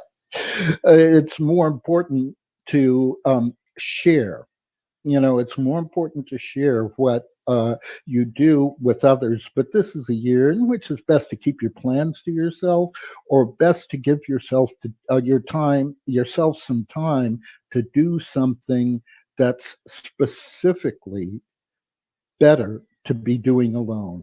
And it needn't be a whole lot of time. If it's 10 minutes a day that you spend in private meditation or contemplation of something, that'll work. Yeah, thank you. Thank you for sharing that. And the one question I have is, you said, but it's important to balance it, because sometimes, we might have hermit tendencies. I know I do. It's like to really just go within and then you disconnect. And so it's important to balance going within and having that private time, but also connecting. And so what advice do you have for people who are their empowerment number is 7 and they're encouraged to go within, but then how can you bring that out and connect into the world still? Yeah. And the thing of it is that for a lot of people who have 7 as an empowerment number, they may in fact have the kind of social instinct that will help them go out. That's why I'm saying it's important to balance it. In other words, this is sort of like saying 3 and 7 balance each other. You see, Got it. This is sort of the way this empowerment number works. Okay, so by this we want to balance the social time with private activity, and but we have to balance that private activity with social time so we don't lose the threads of energy we get from interacting with others. Aha, got it. Yeah, and basically it was that number that people, let's say people would get the number, like the birthday number +4, that's the number that's balancing with the empowerment number. Right. Awesome. Exactly. Cool. Just had a new light bulb go on. Yeah. Okay. All right. Okay, so then number 8, what is shaken for empowerment number 8? Well, discipline. Discipline's a good thing this year. So you can approach discipline in a lot of different ways. It can be that 10 minutes of meditation in the morning. It can be doing something new to care for your teeth. It can be setting a specific alarm on your clock to take out the garbage when you need to, anything like that that causes a little bit of discipline in your life. It doesn't need to be anything really special. It can be something like going on a more restrictive diet, as long as your health practitioner is okay with that. It can be waking up the same time every day. It can be doing anything that requires regularity and discipline. This is what the empowerment number 8 does, because it gives you the sense of stable power in your own life. If you're doing something every day at the even better if it's the same time, and it's something that benefits you, then what happens is that you start developing an unconscious sense of stability and power. Okay, and that's what the number 8 represents in regular numerology. The 8 is a number of security, and this is what you're doing. You're securing some of the world's energy to make it your own. Okay, so discipline is an excellent thing this year. That's what the empowerment number 8 suggests. Yeah, I like that. And I think one of the trends that I've noticed, whether it's reading online or having conversations with people, is that since we've had this shift go on recently, a lot of people are working from home or they're not working right now, and having some structure that they create for themselves in their life, or another way of saying it is discipline, is actually really helping right now. And I think that it's so common for us to have the tendency to want freedom and to not want structure, but then you spend 5 days in your pajamas and you're like, what the heck is going on? I actually think that having these structures, and the discipline in our life, it actually serves a greater purpose that oftentimes we don't know, because it's built in these different ways. And so I think it's really fascinating. It's like, how can you build in? We do have more structure just implied on us right now and more discipline. But if your empowerment number is an 8, how can you actually create structure and discipline for yourself in a way that you choose to get the results that you want. So I really like that. Yeah. Cool. It can be something helpful. I mean, like I've been Yeah. working at home or in a small office that was close to my home for like over 10 years now. And one thing I found that if I get up in the morning and don't get out of those pajamas and don't pull myself together, I just don't feel right. The first 3 years, I messed around a little bit, but for the last 7 years or so, 7 or 8 years or so, I've been steadily working to get up and get myself together, just as if I was going somewhere downtown to sit in a cubicle in a high rise. Okay, Yeah. that's it. That's the 8. And Okay. so with the 8, just really quick though, so with the 8s and the 7s, because I know I forgot to ask this again, I'm always so curious. I love seeing what people say. But if your empowerment number is a number 8, I'd love to hear in the chat. What is a way that you can be more disciplined or add some more structure into your life, but in a really positive way?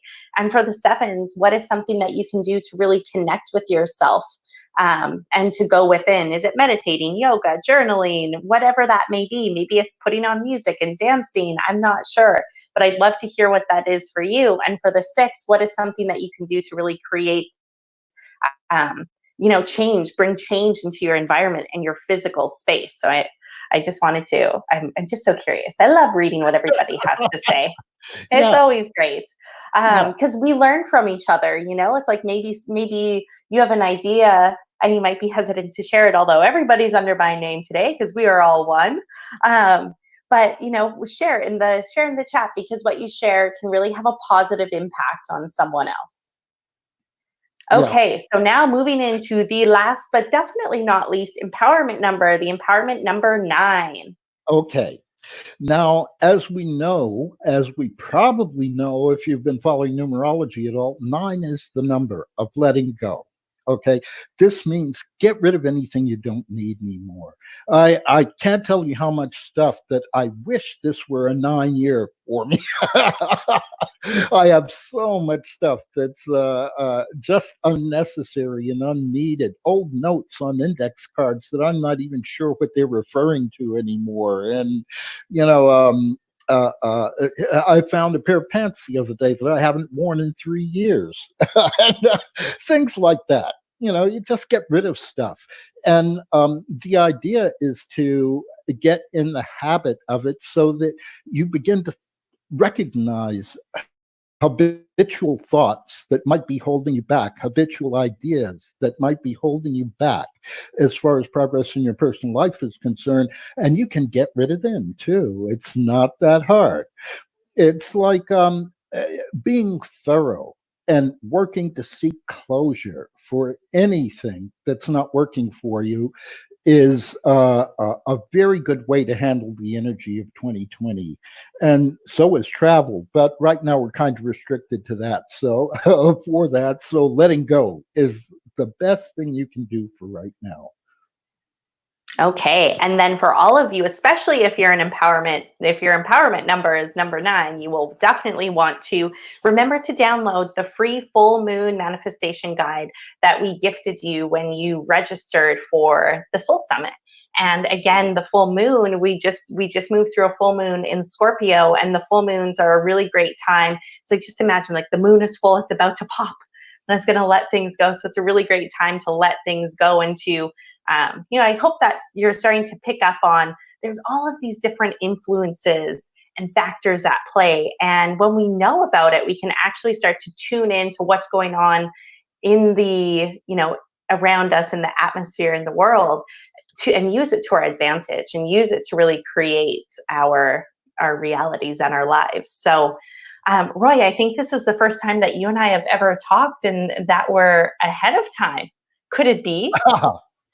Well, I thought it was supposed to be 5:35, but I thought we were overtime. No, I think that it was 5:45. Oh.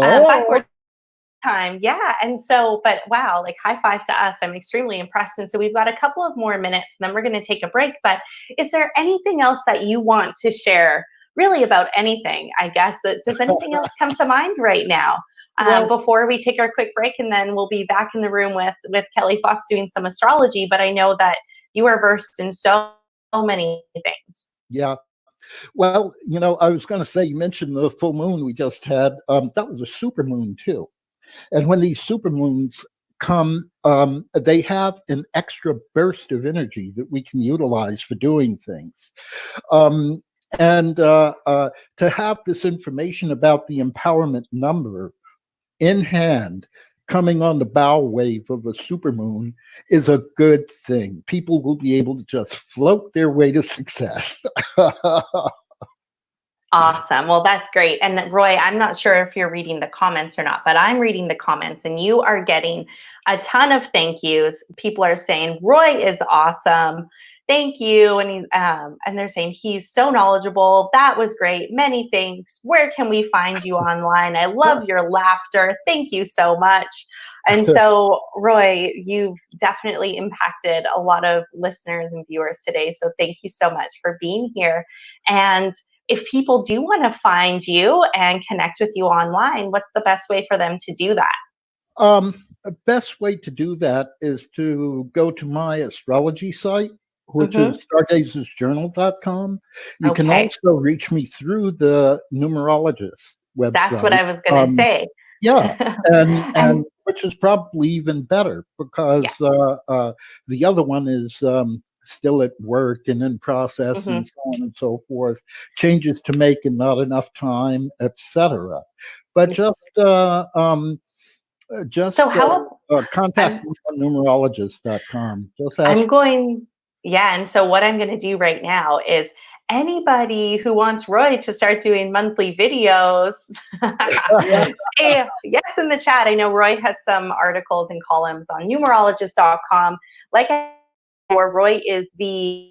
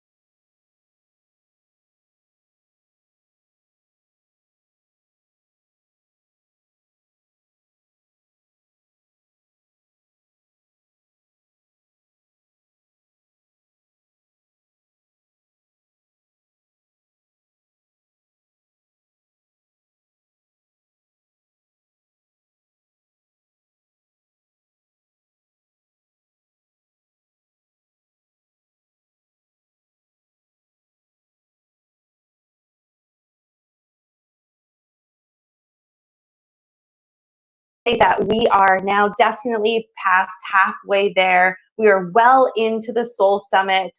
So far, we have learned from Natalie Olson, and she's a numerologist that we've worked with and we've created products with on numerologist.com. And she talks about the life path numbers and what you can do for your specific life path number to really take positive action in your life right now and in 2020 right now. She also talked about Universal Year 4 as well as this 9-month that we're in, and that's where the theme of letting go of things really came up. Then we moved into the Kelly Fox, and she talked a lot about what is going on in the sky and in the stars this year in 2020. And then specifically, she went in and she gave readings for each star sign, or each sun sign, sorry, for the year. And so here's what and then of course there's Elizabeth Harper. I loved her meditation, and that was just the perfect way to come back together after our quick break that we had there, and learning how to connect and go within. And I just found the color stuff so fascinating. And lucky for us, we actually have a color therapist joining us at 4:45 p.m. So in about 1 hour from now, we have a color therapist joining us. His name is Hayden Crawford. He's a regular contributor on our blog. We always get a ton of positive feedback, and our community absolutely loves Hayden. And he's someone who knows, he's a numerologist, he's a color therapist, he talks about star seeds. And so his unique perspective, again, it's really uplifting, it's inspiring. And when I talked to him, I walked away with information that I had not heard anywhere before. And so that's part of what we like to do at numerologist.com, is bring you information that you cannot find anywhere else. And what Roy just shared about the empowerment numbers, I think that's like some underground stuff. You just don't see that everywhere. And so what we're going to do is we're going to take a quick break. I'm just going to put these back up on the screen right now. And at 4 p.m., Kelly is going to be joining us, and she's going to be giving personal readings. And so here is what you need for your personal reading. You need to share your birth date, your birth time, and your place. And please include your name. So your name, birth date, birth time, and birthplace. And what I'm going to do is I'm going to go in and I'll be grabbing information, or grabbing someone's information, and then I'll be sharing that with Kelly. And Kelly to be using her software, and she's going to be pulling up your chart and giving you a personal reading for the year. So it doesn't get much better than that. So everyone go. I know I need some more water. I might have a little bit of chocolate, but again, make sure that you are taking care of yourself, and I will see you back here in 15 minutes. Again, let's just remember our mantra: refresh. We're just going to refresh 2020, and we're going to keep refreshing our screen as we go throughout the next little bit. So if once I turn off my screen and if it's black, just refresh and you'll see the screens. Same rule goes for when you come back after the break, just refresh. And then when Kelly comes on, just refresh.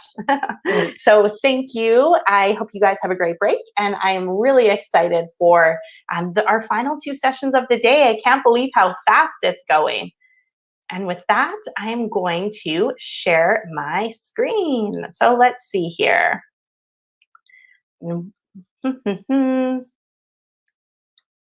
And something. Okay, here we go. Awesome. Oh yeah, I see loads of names coming in. And so don't worry, I'm able to scroll back through. And so, yeah, I'm excited to. If you don't have a time, that's okay. If you do have a time, share it with us. If you don't have a time, still please send your information. Kelly was very specific, and she asked me to share that with you. So I know that not everybody remembers the time or knows the time they were born at. I've always happened to know my time because I had this little cross stitch thing on my wall, and it said I was born at the time I was born. So I've just locked that in. But yeah, keep it coming in, guys, and I will see you soon.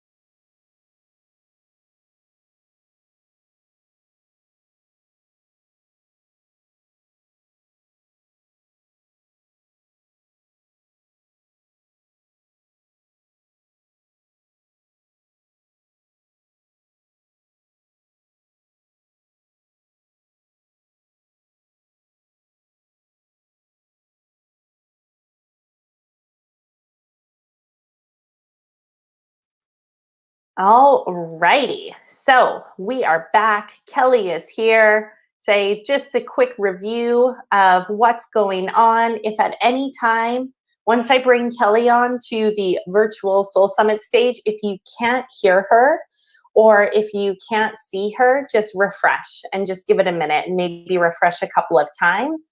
But we're coming up on the last couple of hours of our event, and it has been such an incredible day, and I've had so much fun being here with all of you and chatting with all of our experts. And the surprise has been revealed. Kelly Fox is going to be doing live astrology readings. And so my computer is actually being a little funny here.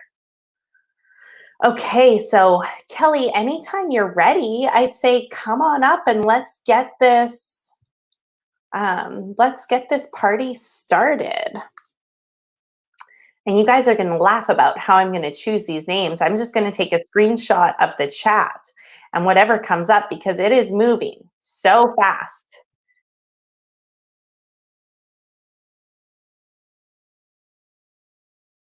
Okay. Perfect. Perfect. Yeah, and I'm just, no, that's okay.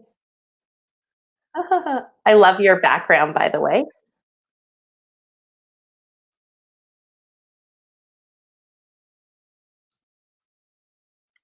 All righty. Well, so here we go. I'm just going to quickly pull this up.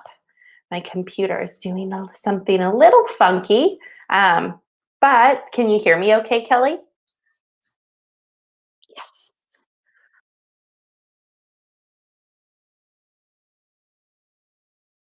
Sorted here. Alrighty, so what I'm going to do is I'm going to just send this information to you. Oh, we lost Kelly. We spoke too soon. Kelly is coming back. I'm sure she'll be back. Let's see. There you are. I just said, I'm like, oh, we spoke too soon. And so, and then my mouse is being really funny. In our private chat that we have going. Maybe you could just call it Or out, should I because I want to get through as many. Okay. I want to get through as many charts as I possibly can. Perfect. So we are going to do Lisa. Lisa, you did a good job of getting your name across. Lisa from Los Angeles. Oh, did we lose Kelly again? So let's see.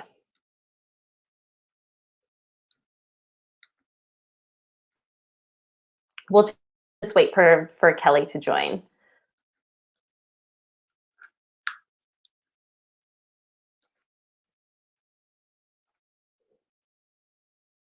Okay, here she is. I see her coming back. Wow. Okay, so everybody refresh. Let's all do a collective. I can hear you now. So I can. Great. Okay, perfect. So Lisa's birth, this is so cool to get a behind the scenes view of what's going on. So Lisa was born in Los Angeles, and her birth date was December 14th, 1969. Okay. And the time 5:51 a.m. Los Angeles. Yes. Now, does this look right? Because you kept dropping out. I'm assuming that's what you said. Yep, perfect. Okay, great. So I'm going to have a quick look, and I really do want to get through as many charts as possible. So what I see for Lisa, Sagittarius Sun, also ascendant or rising sign in Sagittarius. So, and Venus in Sagittarius. I love that energy. So Lisa is someone who attracts other people to her. And Lisa is probably known as a philosopher, an explorer, an adventurer, a seeker, and a truth seeker on top of that. Lisa's who will try anything once. Well, let's just say nearly anything once. With Mars, the planet of passion and assertion and energy and action in Aquarius. And I talked a lot about Aquarius before. Aquarius is a sign that thinks outside of the box. So you put all those together, and Lisa is definitely someone who is a humanitarian and looks out for other people. She's a very pragmatic and practical thinker with Mercury in Capricorn. So I'm going to do very quick.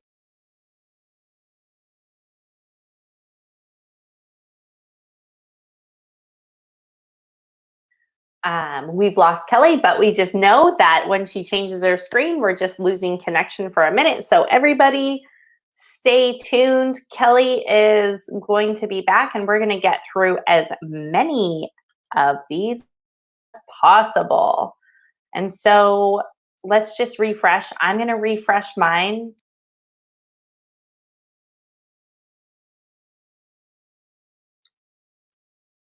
So Kelly, I wonder if there's a way for us to do this once you're back on. I wonder if we just get to see you and not your screen, if that would be more efficient. That's what I'm thinking.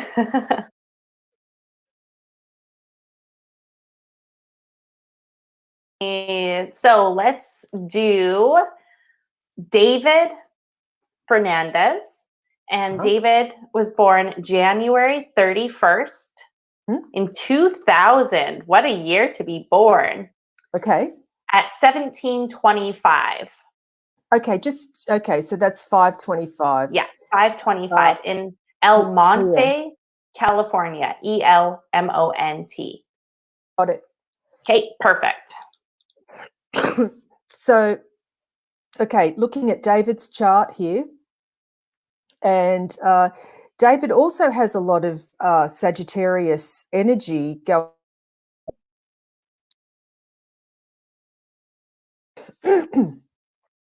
So he has a lot of Sagittarian energy, Moon in Sagittarius, as well as Chiron and Pluto. So that tells me that David feels things very deeply.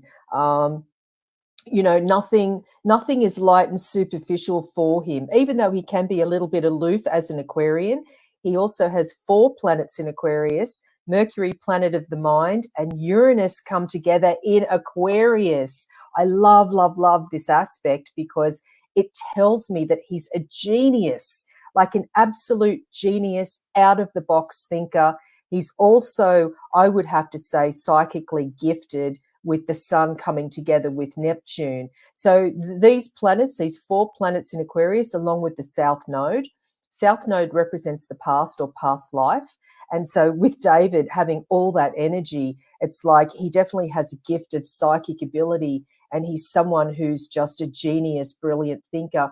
And I would understand that sometimes, David, in your life, you probably think that nobody understands you because you're just so far ahead of, you know, what's going on around you. It's just incredible. It's an amazing gift that you've been born with. Hey, awesome. And so leave comments. Let us know how much this resonates when we call on you. Okay, let's go to Venezuela. November 26th, 1978. Caracas, Caracas. What time? Yes. What time? 3:33 p.m. Okay, and then Caracas. Okay. Yeah. Venezuela. Okay, got it. All right. So for Maria,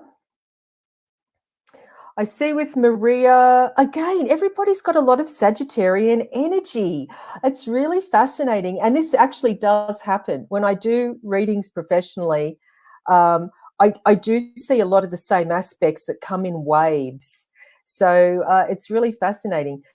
So there's a lot to say here about Maria's chart, and she's got Sun, Neptune, Mars in Sagittarius and Mercury. So that tells me she's definitely a philosopher, an explorer, a seeker. You know, and when we weren't in lockdown, travel would have been very important. And if there's any chance for Maria, for you to continue your education, I urge you to do that throughout your life, to expand your skills and knowledge through education. With 4 planets in Sagittarius, it's definitely a must. And I see that Maria has the Moon and Pluto conjunct. So what that tells me is there was a brilliant astrologer author, Judy Hall, who wrote a book, The Hades Moon. And anybody that has Moon Pluto in aspect should read this book. So what that means is extremely intense emotions. Even though Maria's moon is in Libra, which is very personable and very diplomatic, there's a lot bubbling and brewing just beneath the surface. And one last thing for Maria, love planet Venus is in Scorpio. It's retrograde. So we're just coming up now to a Venus retrograde period. And so anybody that was born with Venus retrograde, it's all about any relationships you have this lifetime are people who you have been in a relationship with in a past life, and you come together again to resolve the issues that have not been resolved. So for you, Maria, this would be a time to be very open to people coming back to you from your past, because it gives you an opportunity to resolve any sort of outstanding issues from lifetimes. Alrighty. Who's next, Leanne? Okay, so we're going to do Amy. And Amy is March 13th, 1981 at 11:48 a.m. born in Whitecourt, Alberta. Okay. All righty. Okay. All righty. Okay, hold on a sec. Just getting it up here, looking at Amy's chart here. I see that Amy's a very intuitive, I'd have to say psychic person. Amy, you have the Sun, Venus, and Mars in Pisces. That's a beautiful, beautiful energy. It's incredible. It's very caring and compassionate and loving and empathetic and, as I said, intuitive. And with Moon in Cancer as well, it tells me that you're very, very, if you're not using your psychic abilities and gifts, I urge you to do that. And you have a very sharp mind because you've got Mercury, planet of the mind and communication, in Aquarius. And so you're definitely an out-of-the-box thinker, very sharp, very quick. You also have 3 planets in Libra. You're someone that is very personable. I see that Jupiter and Saturn come together in Libra for you. That's a very, very good career aspect. And if you have a career that's about helping others or in the beauty industry, so much the better. Okay, Leanne, who's next? October 12th, 1964 at 3:06 a.m. from Passaic, Passaic, New Jersey. Okay. Got it. Okay, and what's the name of this? Who is this? Lou. Hello? Sorry, Lou. This is for Lou. Lou. L-O-U. Okay. Yeah. Okay, so for Lou.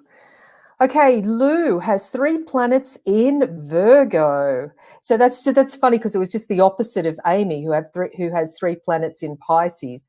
So 3 planets in Virgo.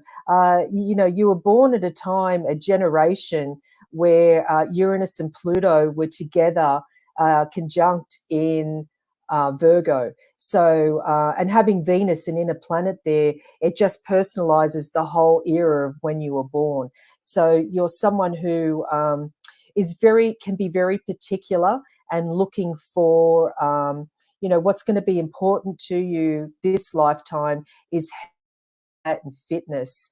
And you probably have found that throughout your life, there's been phases or stages of your life where you've gone through phases where you've focused on your health and then you haven't.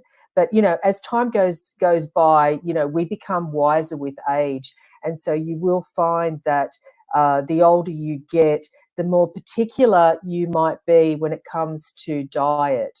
I see a lot of times people with this much energy, particularly, you know, these planets that you have here, that it's all about taking care of your diet. That will be very crucial. The other thing that's going on for you is that the changes that are coming about in 2020 will bring very good opportunity for you, opportunity for your future path, and to make the adjustments and changes that you've been wanting to make. And now it's like this might bring, after everything settles down, it might bring a lot more stability around finances. You do have an Earth trine, and Earth in astrology is about finances, and a trine brings opportunity. It's an ease and a flow. So there is very good opportunity for you, Lou, at this time for finances and to build a very strong, solid. Awesome. Okay, Leanne, That's who's great. next? All right, Diana from Birmingham, UK. Just birthday first. okay. Just okay. Yeah. I know. I realized I said that one different. July 6th, 1987, at 1 a.m. Birmingham, UK. Okay. Got it. Okie dokie. Let me just put that in there. Okay. All right, Diana. Diana from the UK. Diana from the UK has, I talked about the Hades moon before. Diana also has and in Scorpio. So emotionally very, very intense. And Diana, if you can channel those emotions, you can achieve anything you want in your life. You have an extremely powerful emotions. And I'm sure that this recent supermoon in Scorpio a couple of days ago was your annual full moon, because your moon being in Scorpio, it's a very, very intense moon.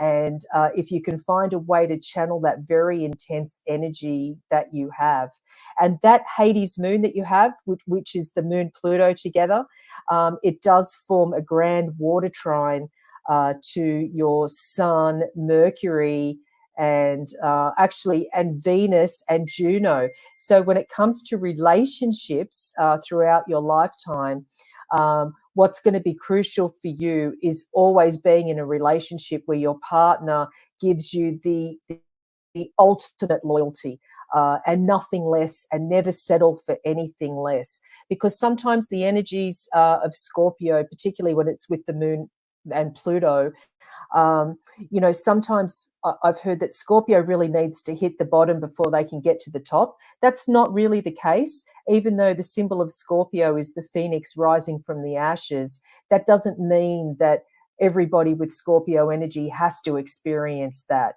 So that's always something to be aware of. It doesn't have to get bad before it gets good. It's sort of like, you know, just know that it can be good. So with this grand water trine, it tells me that you, Diana, have very strong intuitive abilities. You know, you've got these 3 planets in Cancer, you know, 2 in Scorpio. You've got the asteroid Juno in Pisces. It's like, you know, there's a lot of flow. You should always trust your instincts and always trust your very keen perceptions. Who's next, Leanne? All right. So we have John, born September 29th, 1958 at 5 p.m. And this time we're going to Fort Davis, Texas. Hey. Got it. Okay, so for John, oh, wow, look at all this energy. I love it. Love it. Love it. Okay, so John, you have sometimes like, oh, quick, where do I start? Where do I start? So John has an Aries moon, and the Aries moon conjuncts the South Node. So Aries moon, the moon is about emotions, and Aries is like that take charge, go get it sort of energy. And so, you know, the moon is soft and flowing, whereas Aries is very like, you know, out and about, the warrior energy. Now that moon comes together or is conjunct the South Node. Now the South Node represents past lives or the past. So, you know, for John, what it is, it's like women, or particularly your mother or whoever was your mother figure or has been your mother figure throughout your life. You've got very, very strong karma or very strong past life ties to your mom, to women in your life, to your grandmother, to your aunts, whoever the women were that nurtured you when you were a child and throughout your life. Very, very strong past life connections. And so the women in your life have been very strong. They've been brave. They've been courageous. They've been warriors. And that's who has taught you, you know, to be brave and have courage, are the women in your life. It's very prominent in your chart. You know, and there's been a very strong, steady, solid base for you. And karma has been good to you with these women that have influenced you most definitely. So I see as well that you were born close to, you know, in a full moon phase. So throughout, anytime I see full moon babies, it's always about finding balance and a life of extremes, typically with full moon babies. So moon phases are another sort of like secret ingredient to astrology charts. And, you know, that full moon babies definitely have interesting lives without a doubt. So who's next, Leanne? Oh, alrighty. Who is next? Yashira, Yashira, born March 18th, 1985 at 9:45 a.m. from San What Juan. time is that? 9:45 a.m. from San Juan, Puerto Rico. Nice. Okay.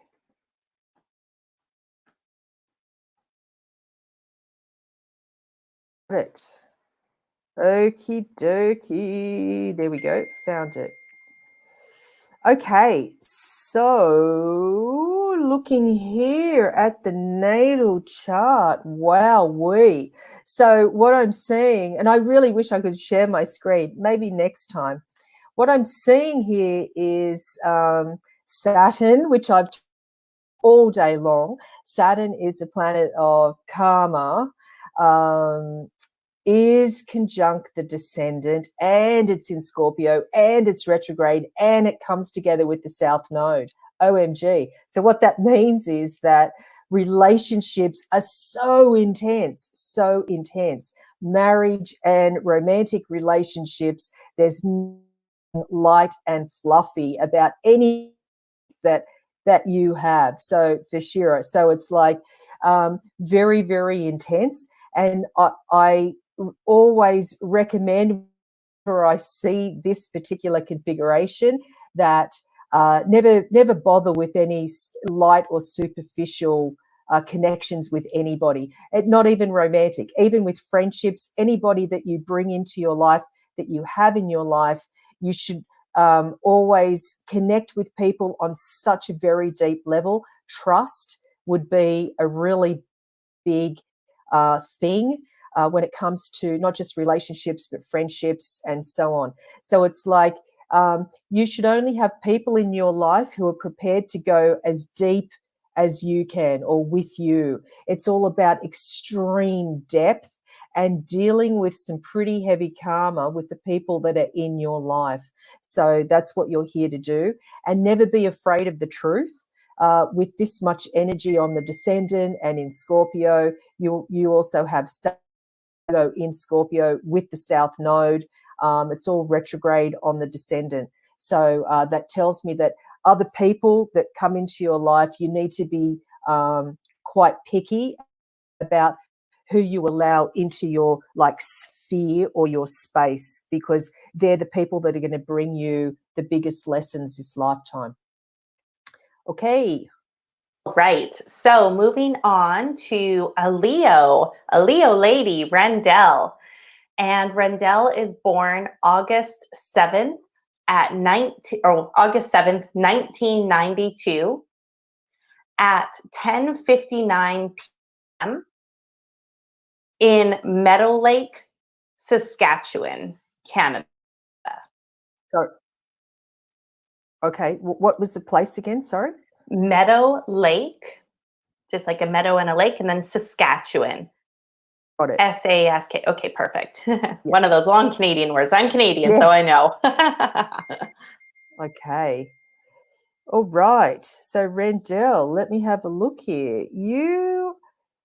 This is interesting. You've got something in your chart that I don't see that often. It's actually an unusual major configuration called a mystic rectangle. And I urge you to Google that, because mystic rectangle is a very fortunate configuration of planets at the time you were born. And what it means is there's a lot of ease and flow throughout your life. That's not to say that you don't have challenges, because I do see that you have Sun opposite Saturn.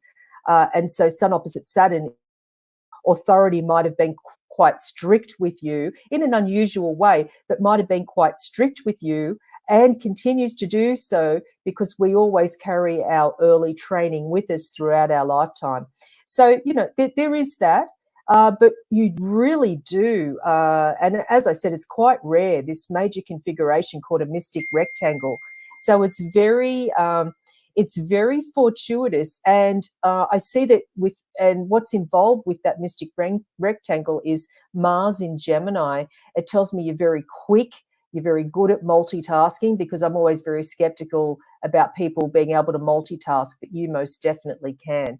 I do see as well, though, that the moon, we've got a moon in Sagittarius that opposes Mars. The moon is also part of this mystic rectangle. So it tells me that sometimes you can be just a bit too quick to jump to conclusions, but the mystic rectangle will all make the day, no matter what sort of hot water you get into. And just lastly, you're coming up to something, your Saturn return. So that's going to be next year. And that, according to astrology, is when you officially become an adult. So good luck with that Saturn return next year. Okay.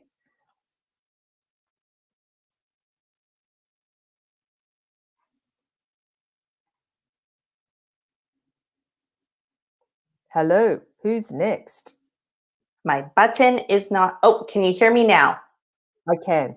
Okay, perfect. I just refreshed. So if I'm gone, but anyways, okay, Faith.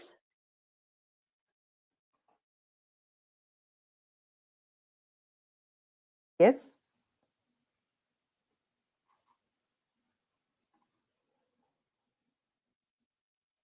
Uh-oh, I think we've lost Leanne. Oh, geez. Leanne. Hello. Are you there? I think we've lost Leanne. Hello. Leanne, are you there? Oh, hi. Oh, good.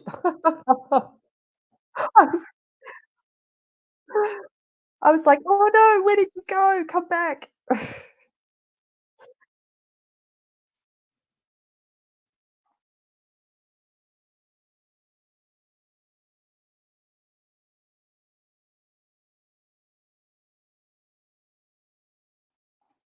Okay. Faith, let me take a looky-loo here. Whoops. Okay, here we go. Okay, so what am I seeing for you, Faith? Well, I see that you can be there's a good mix, a good influence of good planetary combinations when you were born. Sometimes you can get yourself into a little bit of a pickle, being a little bit too stubborn at times, particularly when you're in a relationship. But you're definitely someone who you're very loyal. extremely loyal. And anybody throughout your life who is not loyal or who cannot match your loyalty, particularly in relationships, friendships, let that person go. It will not serve you at any time. So loyalty is one of your keywords. You have love planet Venus in Scorpio. You have passion planet Mars in Scorpio. You've got Jupiter, planet of expansion and philosophy in Scorpio. So, you know, Venus and Mars are the relationship planets, the love and passion planets. So, you know, and that sort of level of energy definitely demands loyalty and is very perceptive. So it's very important that you do find somebody or be in a relationship with somebody who really has that loyalty. Truth is also very important. Okay. Okay. Awesome. Let's go to Sebastian. Okay. Born August 22nd, 1967 at 2:05 p.m. And I'm going to Wage Nin Jin. So Wage, WAGENINGEN.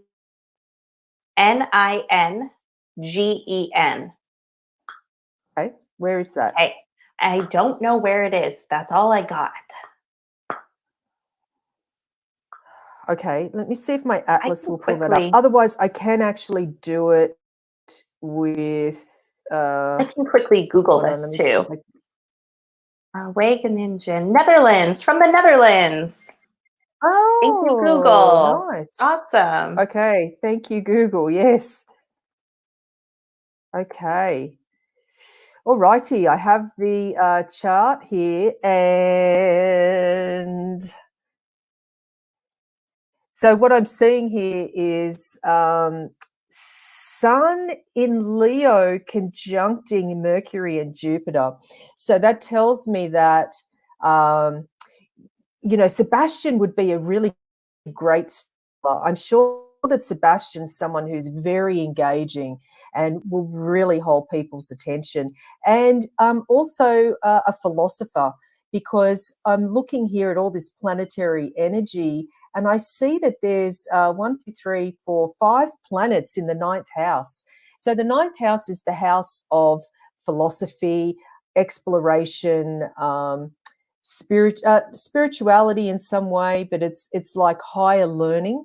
So if there's anything along those lines that Sebastian does in his life or can do, that would be really good. Or, you know, expanding skills or foreign travel, of course not at the moment, but foreign travel, it's really crucial, Sebastian, that you always expand your mind or broaden your horizons. No matter how you do that, it's just important to you know, make sure that your mind is always engaged, and you're always looking beyond the horizon, is what I'm trying to say. Now, you were born during a time when Venus was retrograde. And so I've talked a lot about today. Venus is the planet of love and money, and it's currently about to turn retrograde. So people that were born during a Venus retrograde will be affected more so by this current Venus retrograde.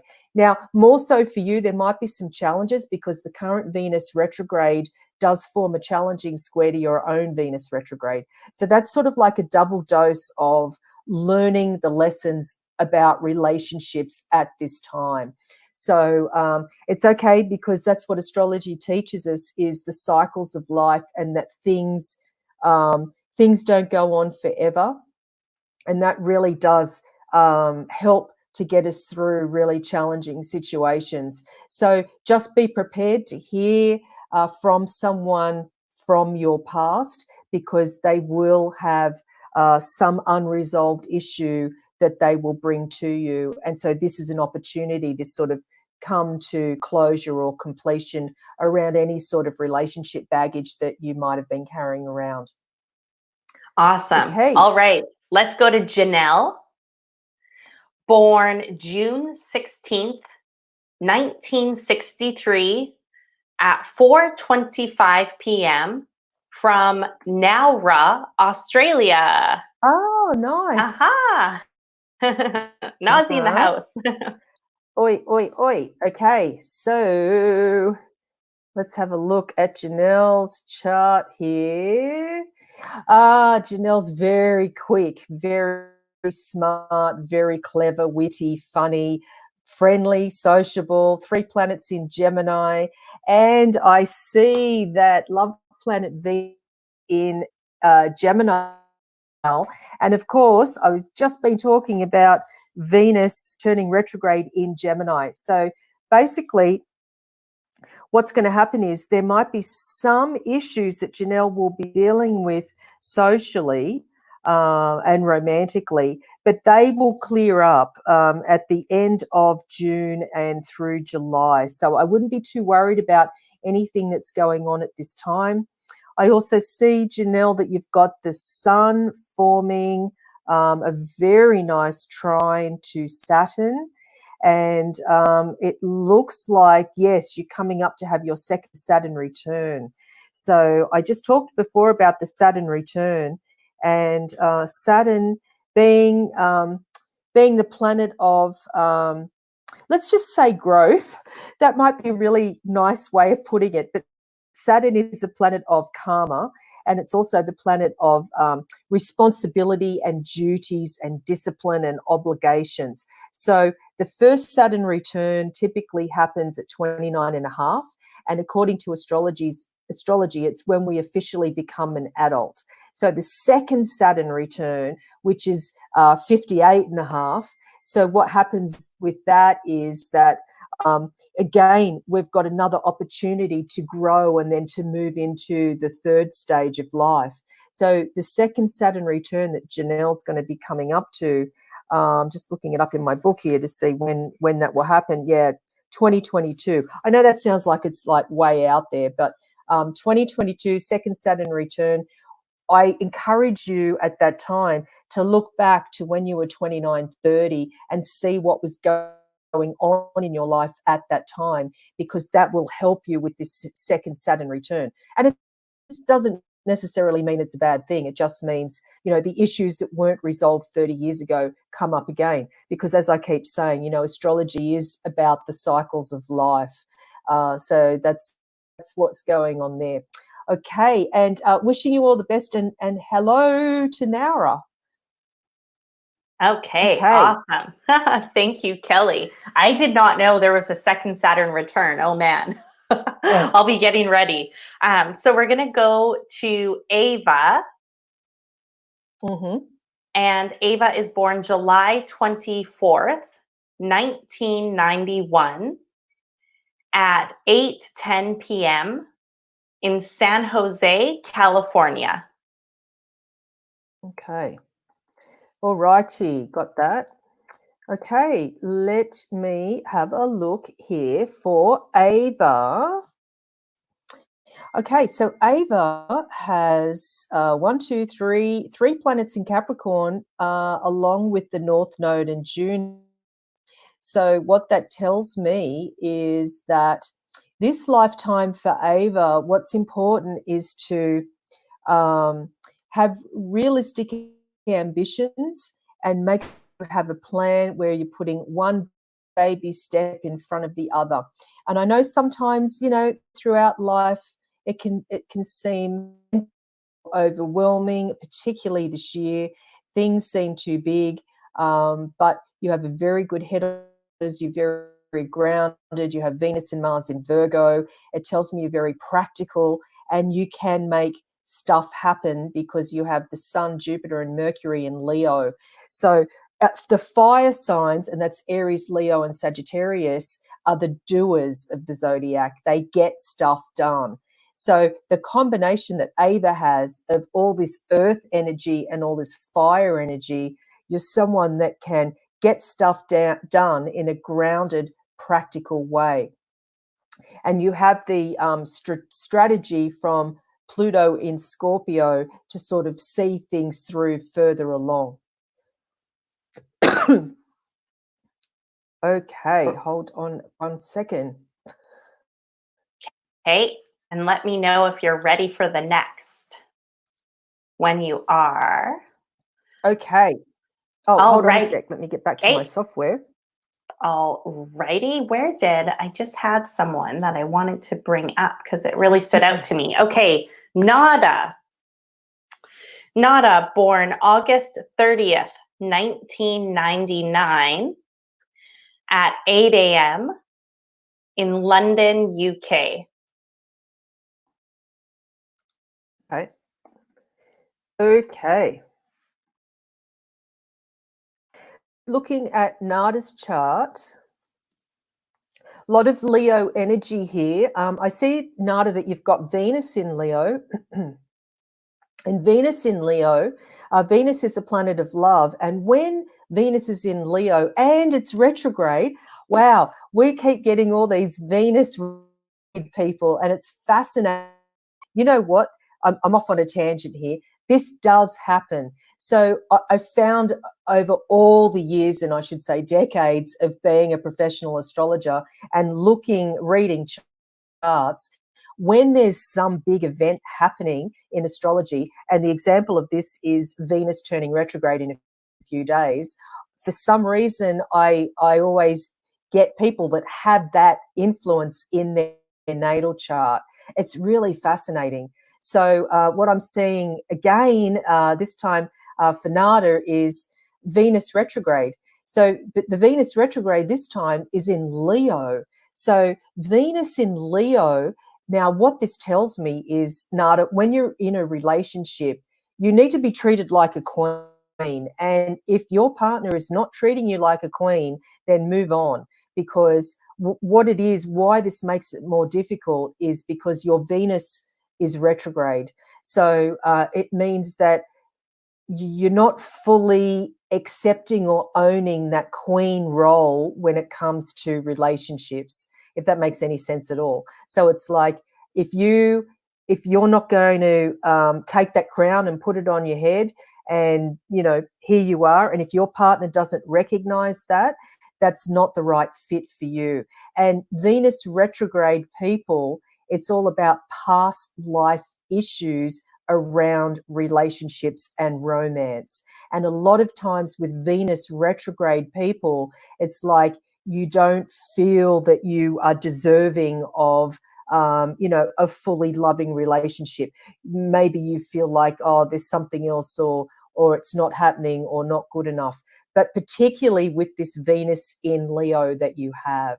So it's very important, especially with Virgo sun, that your partner always knows that you are a queen and you are to be treated as such. And just one other thing before I move on, I see also that Nada has South Node conjunct Uranus, both opposing this Venus that I'm talking about. So unusual relationships, or relationships can be very up and down, or one extreme or the other. And that's part of the karma that you're working through when it comes to relationships during this lifetime. Okay. I'm going to give you one more name, and then while you're doing this, I'm going to sneak away and top up my water because we're coming up to our last speaker session of the day. Okay, so David, born February 19th, 1982 at 6:26 p.m. in Arequibo, Puerto Rico. So Arequibo, Puerto Rico. I really need to work on the pronunciation or enunciation of some of these places. Okay, got it. All right. So looking at David's chart here, let me see. I see that there's a few squares here in your chart, which means, there's challenges, but the thing is, though, people that have a lot of squares, it's like, instead of having things handed to you, you jump through hoops before you can get to the, because the thing about squares, which means 2 or more planets 90 degrees apart, and a square represents a challenge. And I see that there are quite a few squares in David's chart. So what that tells me is that, you know, your life is definitely varied and interesting, and there have been obstacles to overcome. There has been tensions that you've had to work through, that you've been handed this lifetime. And I do see that your relationships, because you've got Venus conjunct the South Node, conjunct the Moon, I do see your relationships and connections to women in general are very karmic. So, and they're very, in some ways, somber. There's nothing like light and fluffy. I also see what is the theme here, relationships for you, is that you've got Mars and Pluto in Libra. So they're all conjunct, which means you've got a stellium of Mars, Saturn, and Pluto in Libra. And so that tells me, again, the theme of your life, David, is about relationships.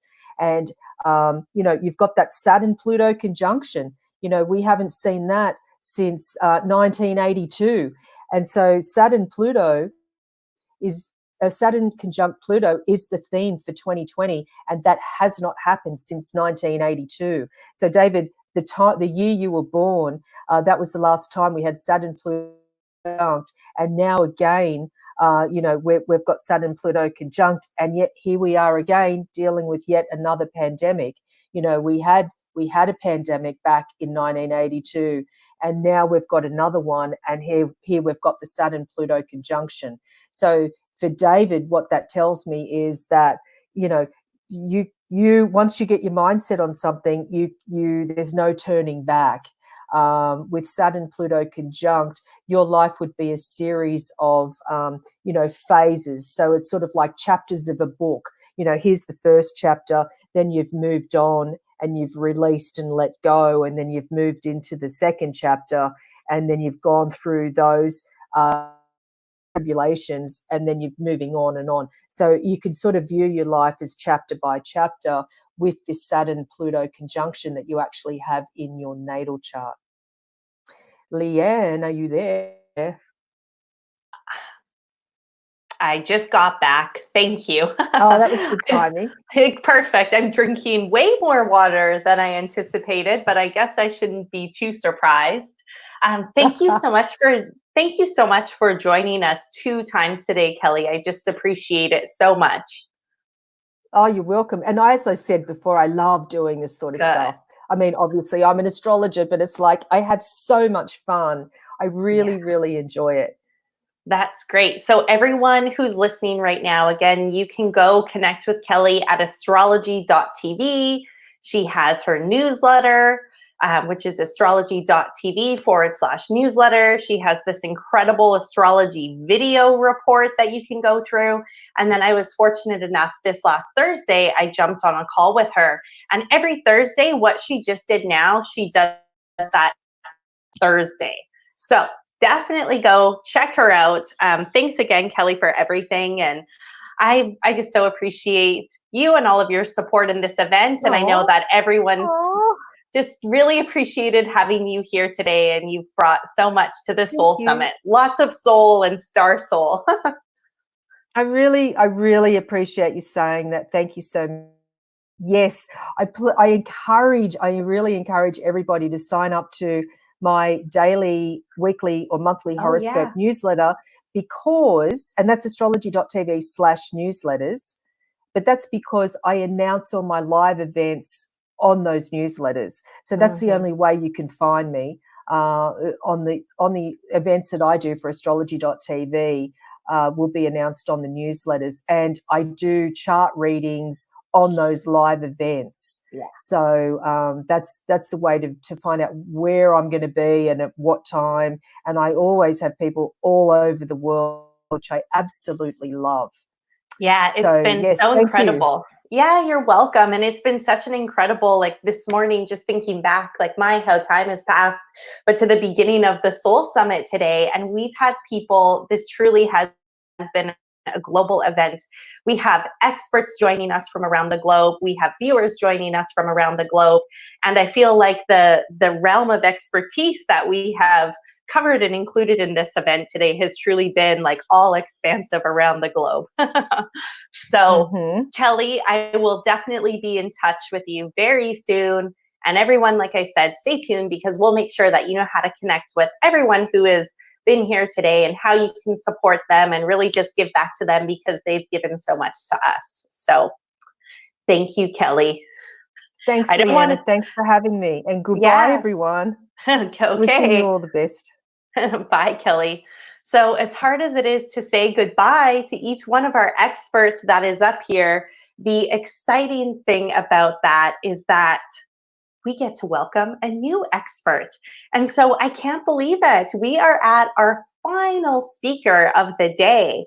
We have gone, and just when I said that, I've gotten chills. So it's been quite the journey, and this really has truly been a Netflix binge style marathon for the soul. I know that I've learned so much, and we've had a lot of different trends and themes and expertise that has been shared with us throughout the day. And so now for our final session, I am so excited to introduce all of you to the fabulous Hayden Crawford. And he's joining us from Perth, Australia. So truly global. And so Hayden, if you want to go ahead and turn on your camera using the little camera icon, then we'll be able to see and hear you, and we can get this party started. And again, if you need anything, okay, let's see.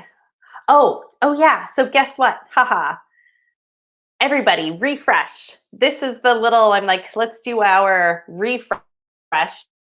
This is our 2020 mantra and our mantra of the Soul Summit gathering here today. Let's just all do refreshes. And so Hayden, if you might even want to try to refresh as well, but if you refresh, then you might actually have to go and you'll see a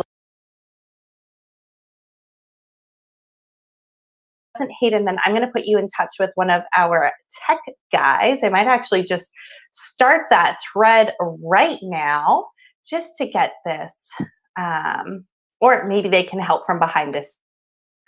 Okay, yeah, so Hayden, if you can leave and then rejoin, I think it's going to work, and then you can turn your screen on. So as we're taking the just a moment for Hayden to get to join the conversation here, I just want to give you guys a quick overview of what we're going to be covering. And so, like I mentioned before, there's been a few numerologists that we've already had take the stage today, and Hayden is a numerologist, and he is also a color therapist. And so him and I had such an interesting conversation, and as soon as on screen, just wait and see, because he has the most beautiful background. I was so taken by it. It's such a hypnotic space.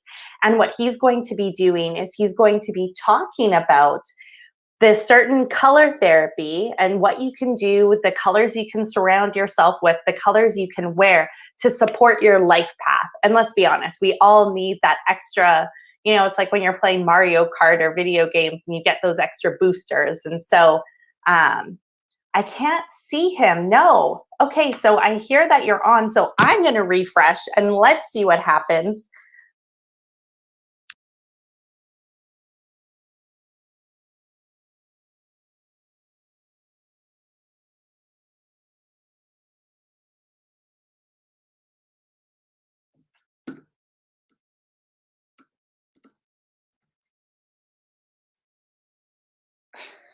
Hi, guys.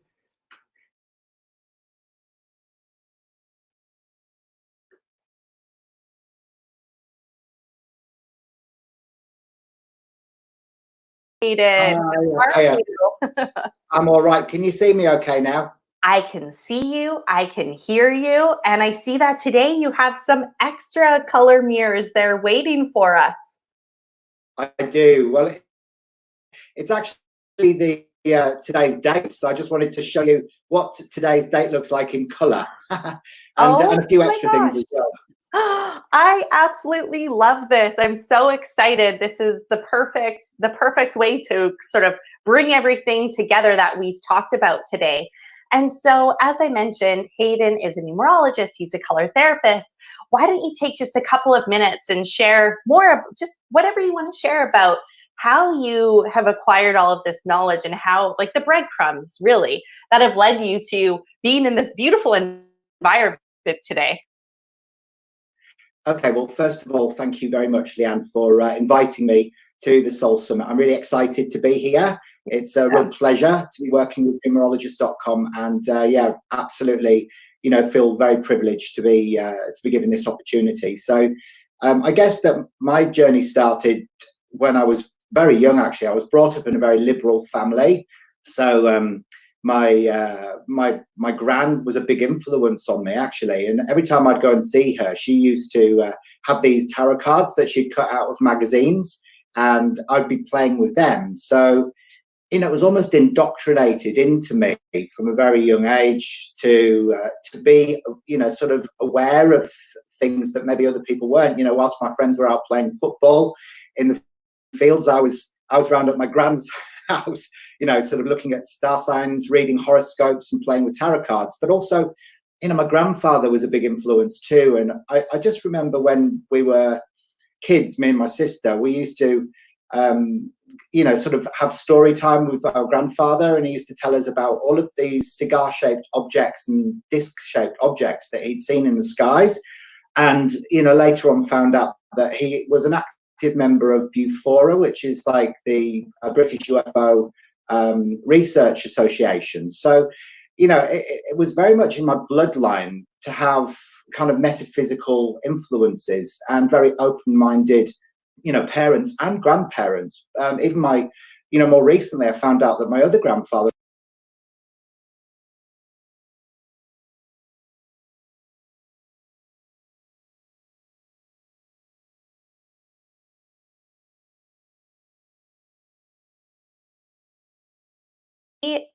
Disappeared. So Hayden, you have disappeared on us. Oh, I'm still So here. let me just do a quick. Okay. So Hayden, you might need to exit and then rejoin if you can somehow hear me. And okay. So some of us can see him, some of us can't. And so everybody, if you can hear me, let's do a refresh. So let's just do a collective refresh. That's going to be my mantra for the rest of this year. Let's do it.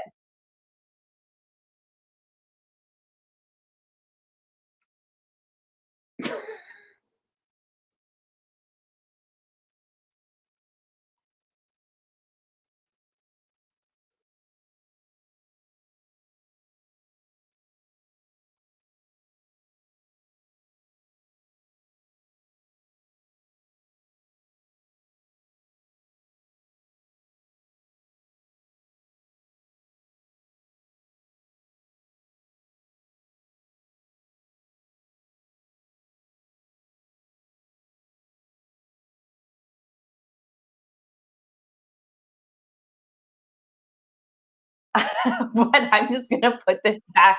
I'm just going to put this back on you. Okay. I'll let you continue. Am I here? You're here. We can hear you. We can see you. We're good to go. Excellent. All right, that's the most important thing. It's interesting though, isn't it? Technology, because we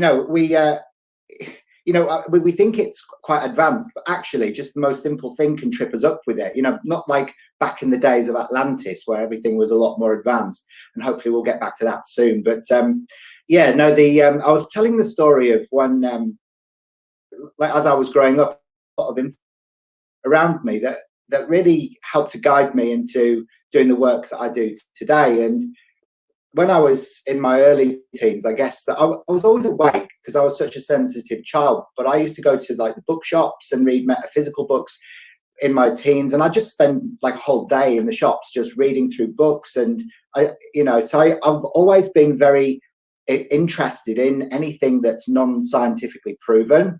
I had my first reading when I was 16, and that was incredible. And from that moment, really, it sort of opened my eyes up to a whole different world. I used to go UFO spotting with my friends when I was, when I was in my teens as well. And then finally, as I got to sort of the age of mid-30s,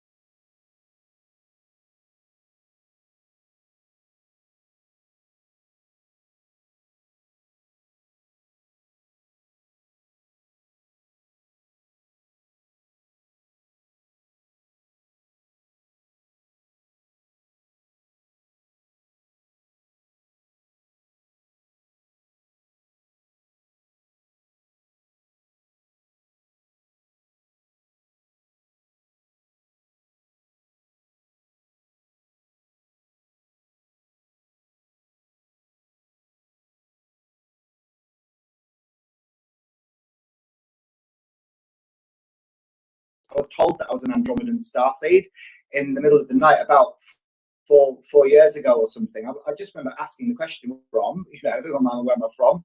And I got this name Andromeda, and I literally didn't know what that meant. I thought it was something of Star Wars, but next morning I Googled it and found out that, it was a distant star system.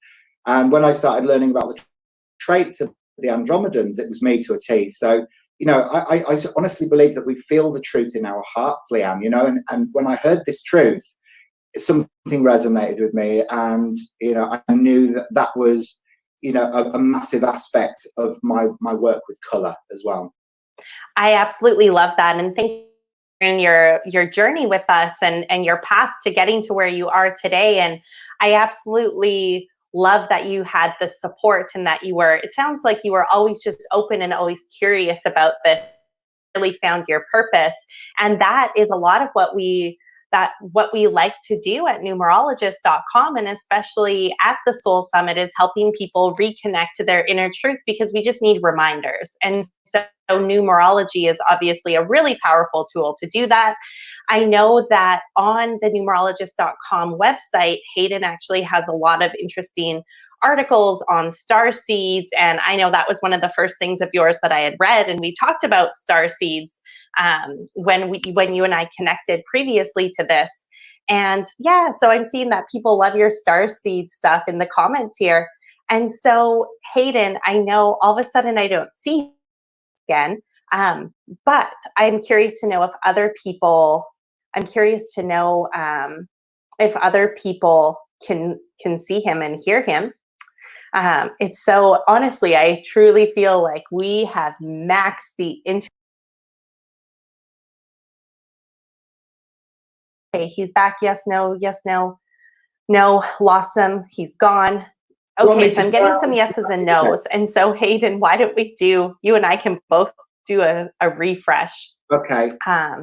Leanne, because it seems to just be varied here. Here we go. Am I here? All righty. I'm thinking. Do you want me to go out and back in? All right. So it seems to be about 50-50 at this point. So Hayden, I'm going to mute myself and refresh. And then if you want to talk a little bit about star seeds, and then let's get into the colors of today, and let's move into the color mirror system. So I'm going to mute myself, and then you can you can take it from here. Yeah, sure. Okay. Well, look, the for anyone who can hear me, and I don't know whether anybody can, the Color Mirrors system is well, color therapy is it's a therapeutic healing modality, and it's actually used to help us reawaken to our soul truth. You know, and really that is the truth that we are divine. You know, we are. You know, so it helps us to identify our subconscious patterns, our beliefs, our behaviors. You know, and helps us to be able to release some of those old blocked, stuck patterns through the realm of our heart. It's the visible form of light, so it's a way that we can interpret what's called the language of light. It can help us identify and influence our moods, our mental, emotional, and spiritual well-being as well. And it actually, this system dates back. Color Mirrors dates back to, color therapy dates back to the times of Atlantis, and you know, ancient Greece and ancient Egypt more readily. Now, Color Mirrors was devised in 2001 by a lady called Melissa Joly in South Africa, and it's been channeled. This whole system, it comprises of 87 different dual-colored oil bottles and about 50 different essence sprays as well. And yeah, it's a global system. So it's in Australia now, America. It's in England, it's in Europe, you know, it's all over the globe. And we use the colour remedies not only for identifying sort of patterns, subconscious and conscious patterns, but also for clearing any of those blockages from our cellular memory, because colour is a vibrational remedy and it goes into our cells and it changes all those old lies that are caught within the cell, anything that you might have endured with shock trauma in your lifetime. So, you know, it really does help us to release those stuck emotions that we might feel in our bodies. Wow. So, yeah. Did you hear that all right, Leanne? I did. I heard it. And so I absolutely love that. And I'm just being reminded of what you shared before. And do you know what? Every time I start talking, you cut out. So I am just going to let you continue rolling. And so let's just go with the plan of you talking about the life path numbers and the color mirrors and the color therapy. And I'm going to be viewing in the background. Okay.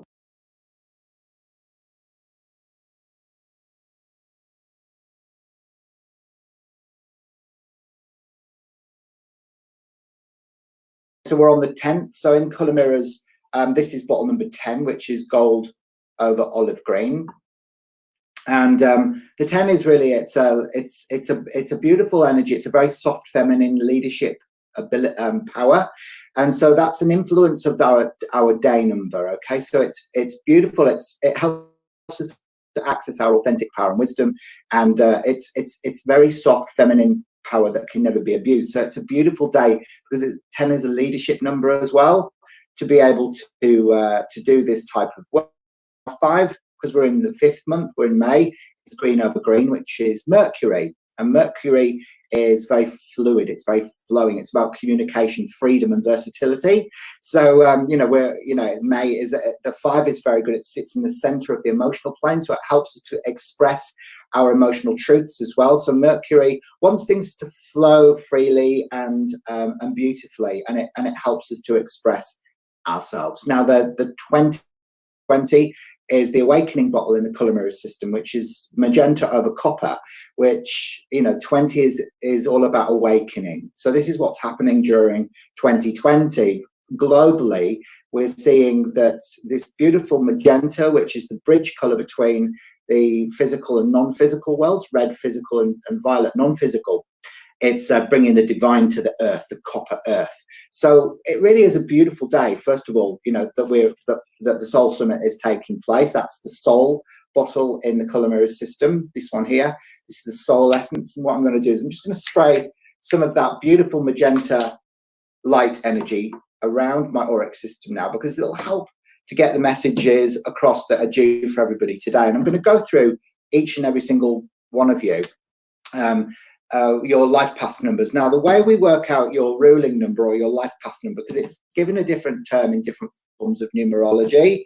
In Pythagorean numerology, the one that I teach, it's actually called the ruling number, but otherwise known as the life path number. So the way we work that out is we add up all of the numbers in our date of birth. I'm sure you already know this, and we reduce it down to a single digit. So we're going to start with number 1. Okay, so this is if you were a ruling number 1 person. I'm bringing out these 2 bottles for you now. One represents the earth, the old earth, and I guess the other one represents the new earth. Okay, because what's happening at the moment is the earth is literally splitting in 2. So what I mean by that is that the earth is fundamentally a 3-dimensional planet, but with all the new energies that are coming in, the earth is kind of changing vibration, and we are given the choice whether we want to stay with the old 3-dimensional earth, or we want to go with and evolve through the ascension into a new 5-dimensional matrix, a new earth matrix where we can live in joy. All right, so the first color I'm going to talk to you is the traditional kind of ruling number influences of number 1.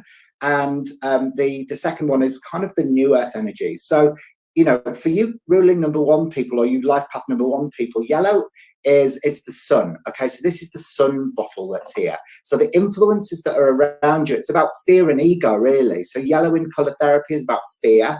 It's also about ego. And really it's about change, okay, because we're in 2020, which is Uranus energy, which is the planet of the future. It's about change and disruption of old order. So we've got to really be able to look at ways in which we can change that fear-based, ego-driven stuff and transmute it into joy, because joy is the emotion that we need to live in.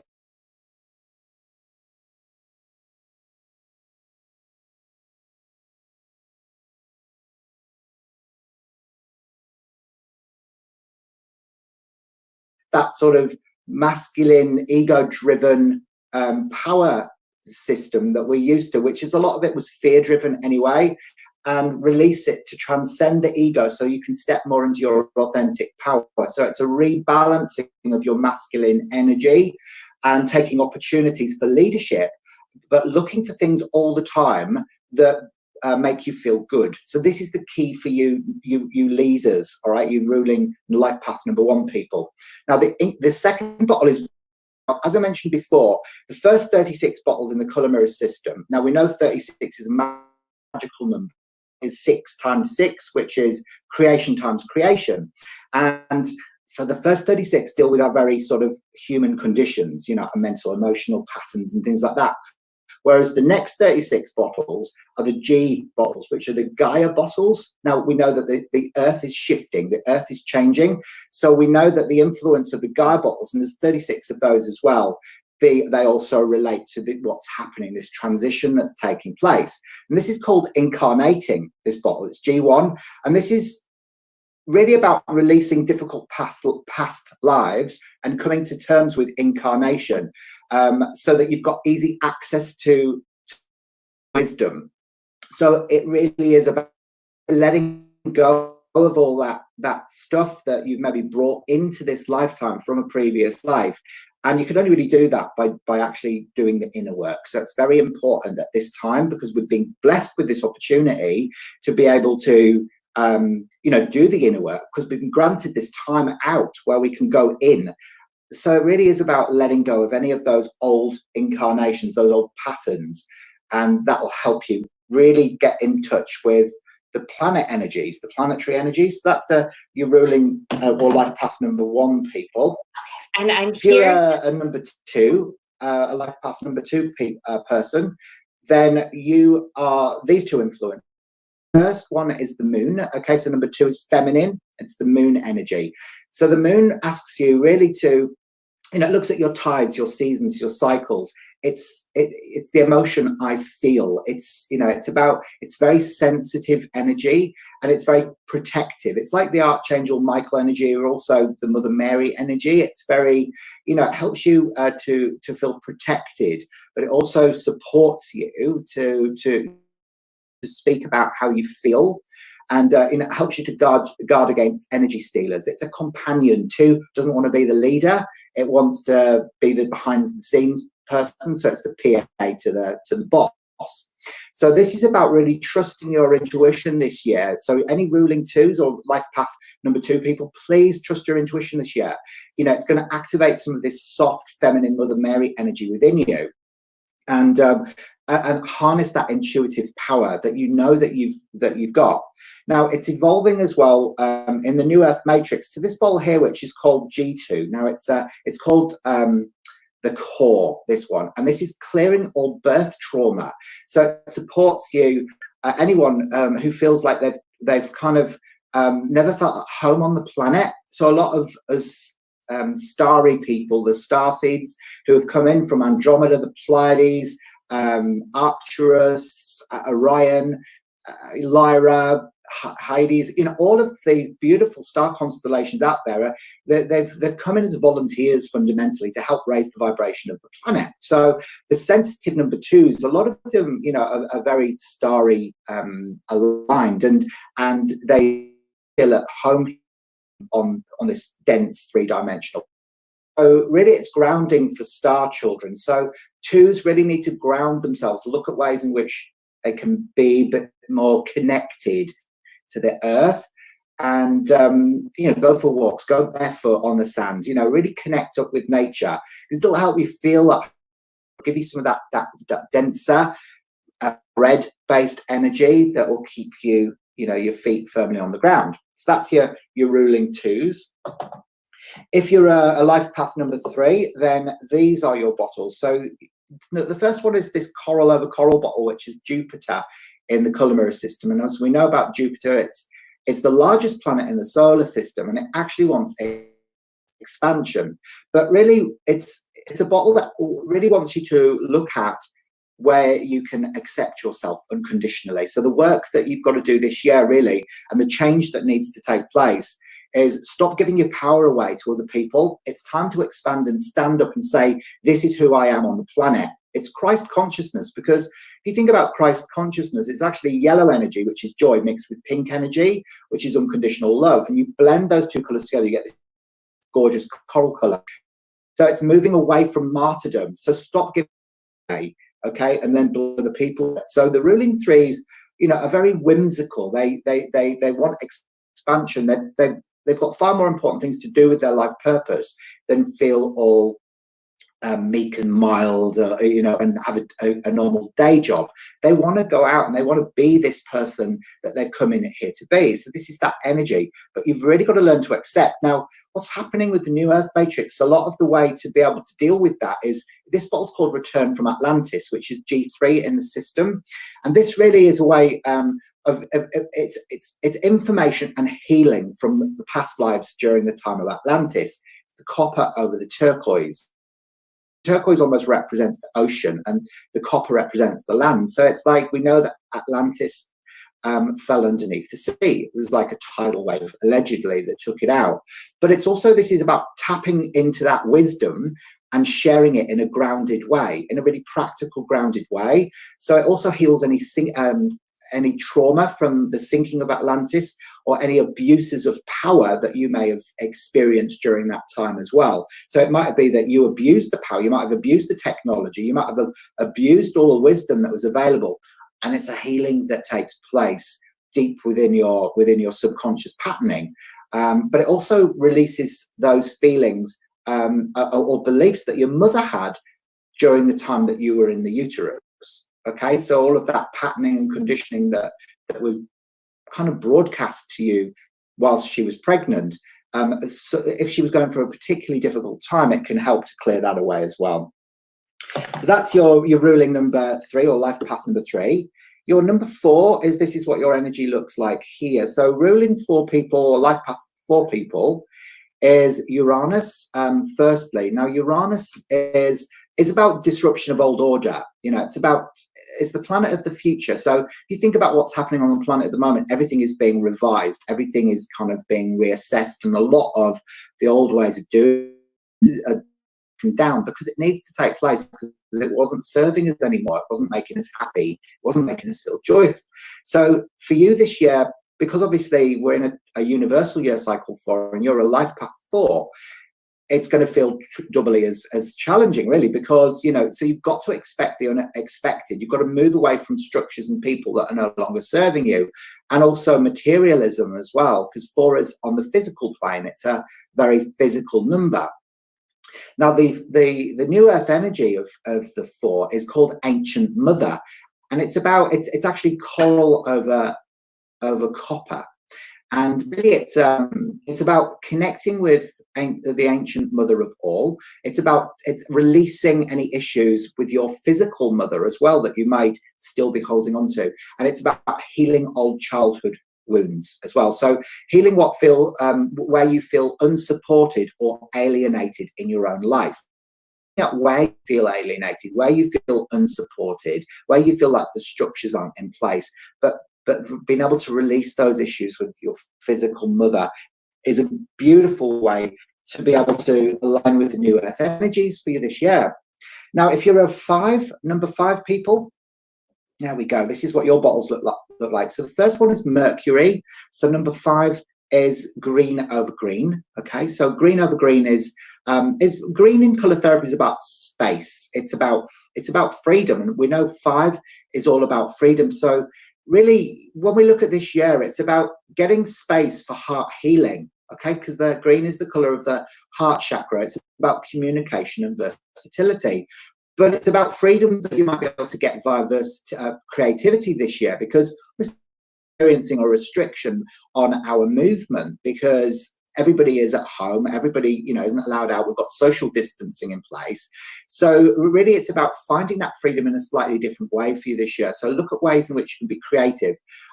It's about letting go of jealousy, it's about letting go of envy and resentment and anger as well, because green in color therapy is the complementary color to red, and red holds anger. So green is the antidote to red related issues. So often when we find we get out of space and we communicate, we can overcome things like anger. So you'll be feeling things quite intensely this year, because 5 is an intensely feeling number. Now, to align with the new earth energies, your G5 is earth wisdom. So this is, again, it's a time for your masculine and feminine energies to return to balance. Okay, so it really is about not allowing either one to kind of tip the scale. So it's about reclaiming your feminine power, really reclaiming it, because Earth matrix is definitely more feminine than it is masculine, because it has been very masculine for a long time now, and quite frankly we're bored of it. It's like it doesn't work. Feminine energy needs to come in to be rebalanced, and this is why there's been a rise in a feminine energy within the wellness industry, because it's time that things rebalance. It's about stop playing God and be God, but expand your creative capabilities. This is what's required for all you ruling 5s and life path 5s this year. If you're a life path number 6, then these are your bottle influences. Now, the first one is Venus. Venus is the planet of love, as you know. And it's pink over pink. Now, pink is a beautiful energy because it's about unconditional love. For a lot of ruling 6 people, they've got to learn this year to be more loving towards themselves. Love yourself unconditionally. It's about love, harmony, and joy in relationships. It's about stimulating that sense of self-love, which ripples out then into the type of unconditional love that you accept from the external other. It's about being more creative at home this year for you guys as well. So you might want to redecorate the house, or you might actually want to reinvent the way that you look, so that you look a little bit more, like different. You want to put on a new persona. It also helps to resolve the issues with the mother. Red energy and pink energy really helps us to rebond with our mother and our mothers. And today in Australia, it's Mother's Day. So it could be a great opportunity for you to be able to go and rejoin your mum and and spend a bit of time with her, whether that's on Zoom or face to face. Just don't remember not to give her a hug, because we've still got social distancing in place. Now, move away from anxiety, worry, and victim mentality as well, because pink is also the color of the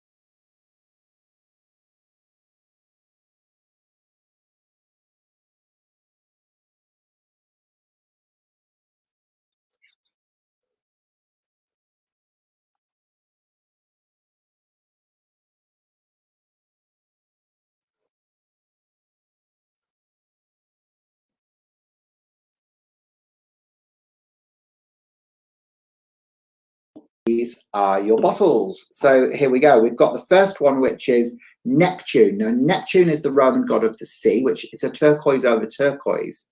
Now, 7 it has to learn through its own experience. Okay, so it also, you know, it's the teacher, it's the spiritual teacher in a lot of ways. So it's about learning from your past experiences, so you don't have to keep on sacrificing, you know, all of those things in your life. So when you have to let go of things that you've built up because you haven't learned the lesson, that's how the 7s like to lead their lives, you know. And so you can set yourself up as a spiritual teacher, because we've all got to stand up into our power this year.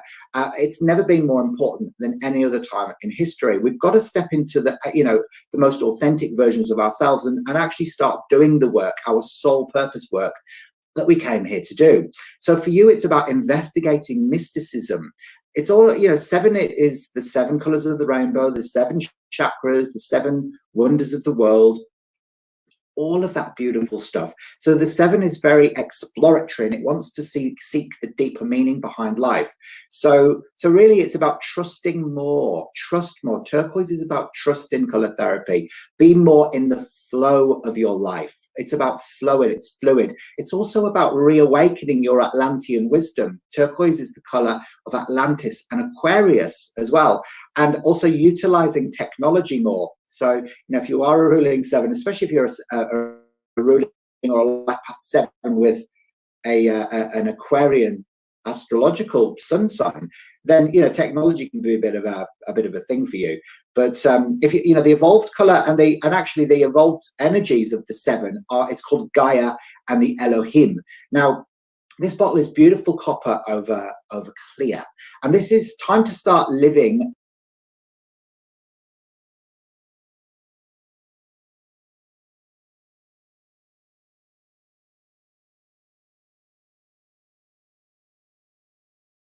the earth. Elohim are the gods in heaven.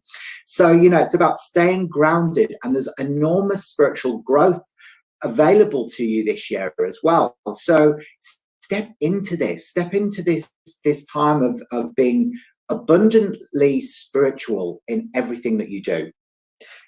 Now, if you're a ruling number 8 person, these are your bottles. Life path 8, Saturn is the energy of the ruling 8 people, and Saturn is old father time. It's beautiful pale violet over deep violet. Now, they also like to be in control. So any ruling 8 people out there, life path 8 people, they really want to be in control. They like being very independent, and they like being organized, and they make good managers. So it's start giving yourself some of your nurturing energy again. You know, they're very nurturing. Open up a bit more and release the need to control everything. All right, you don't have to play the game that way anymore. You don't have to control. You can actually fall more into flow and into organic growth, because it feels better than trying to control everything around you. And then, of course, when you feel better, you're in joy, you're ascending. You know, it's time to draw upon this ancient wisdom that you've got available in your subconscious. Think about it. The 8 is a very advanced, wise number, because it carries the weight of all of the numbers that go before. It's time to get organized and actually attune to your spirit. So don't see it as being a separate entity. Start attuning to spirit and feeling that, and stop trying to do everything on your own, you know, and release the grief. Now, to align with the new Earth matrix, really for you ruling 8 people, the illumination bottle, which is the darkest dual colored oil bottle in the color mirrors system, is this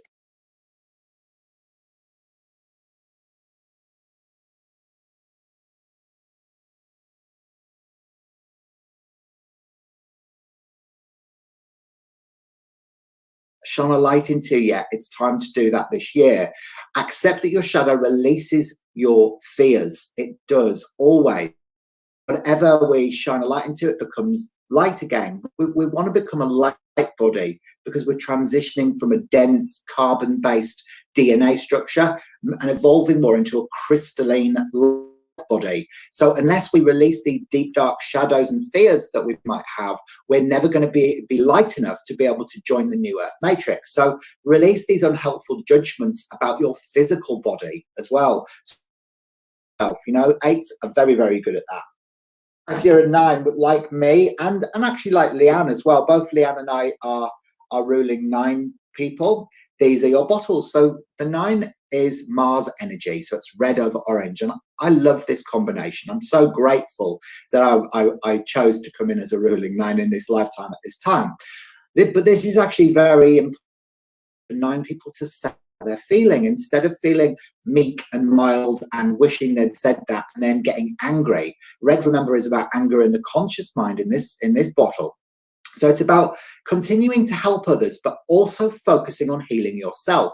Stop doing everything for everybody else. The 9 is the humanitarian. It wants to be of service and it wants to heal the world. Don't try and be a hero. Stop trying to heal everybody. Until people are ready, there's nothing that you can do. Use your energy wisely. You know, feel anger, of course. Don't ever suppress any of those emotions, because that's when they become a dis-ease. But what you want to do is feel the anger and then release it. So let go of any survival issues that you've got. We've got fear, we've got safety, we've got security. It's about survival. So it's about recognizing that the people that you construe as your baddies in your life actually loved you enough to be able to help you learn those lessons so that you can evolve onto the next stage. So really use that wisdom is really key. And then the G9 bottle, which is the way that 9s can align to the new Earth matrix, is this beautiful golden Gaia, which is turquoise, pale turquoise over pale gold. So this is about a new state that's available to connect to your authentic power and faith.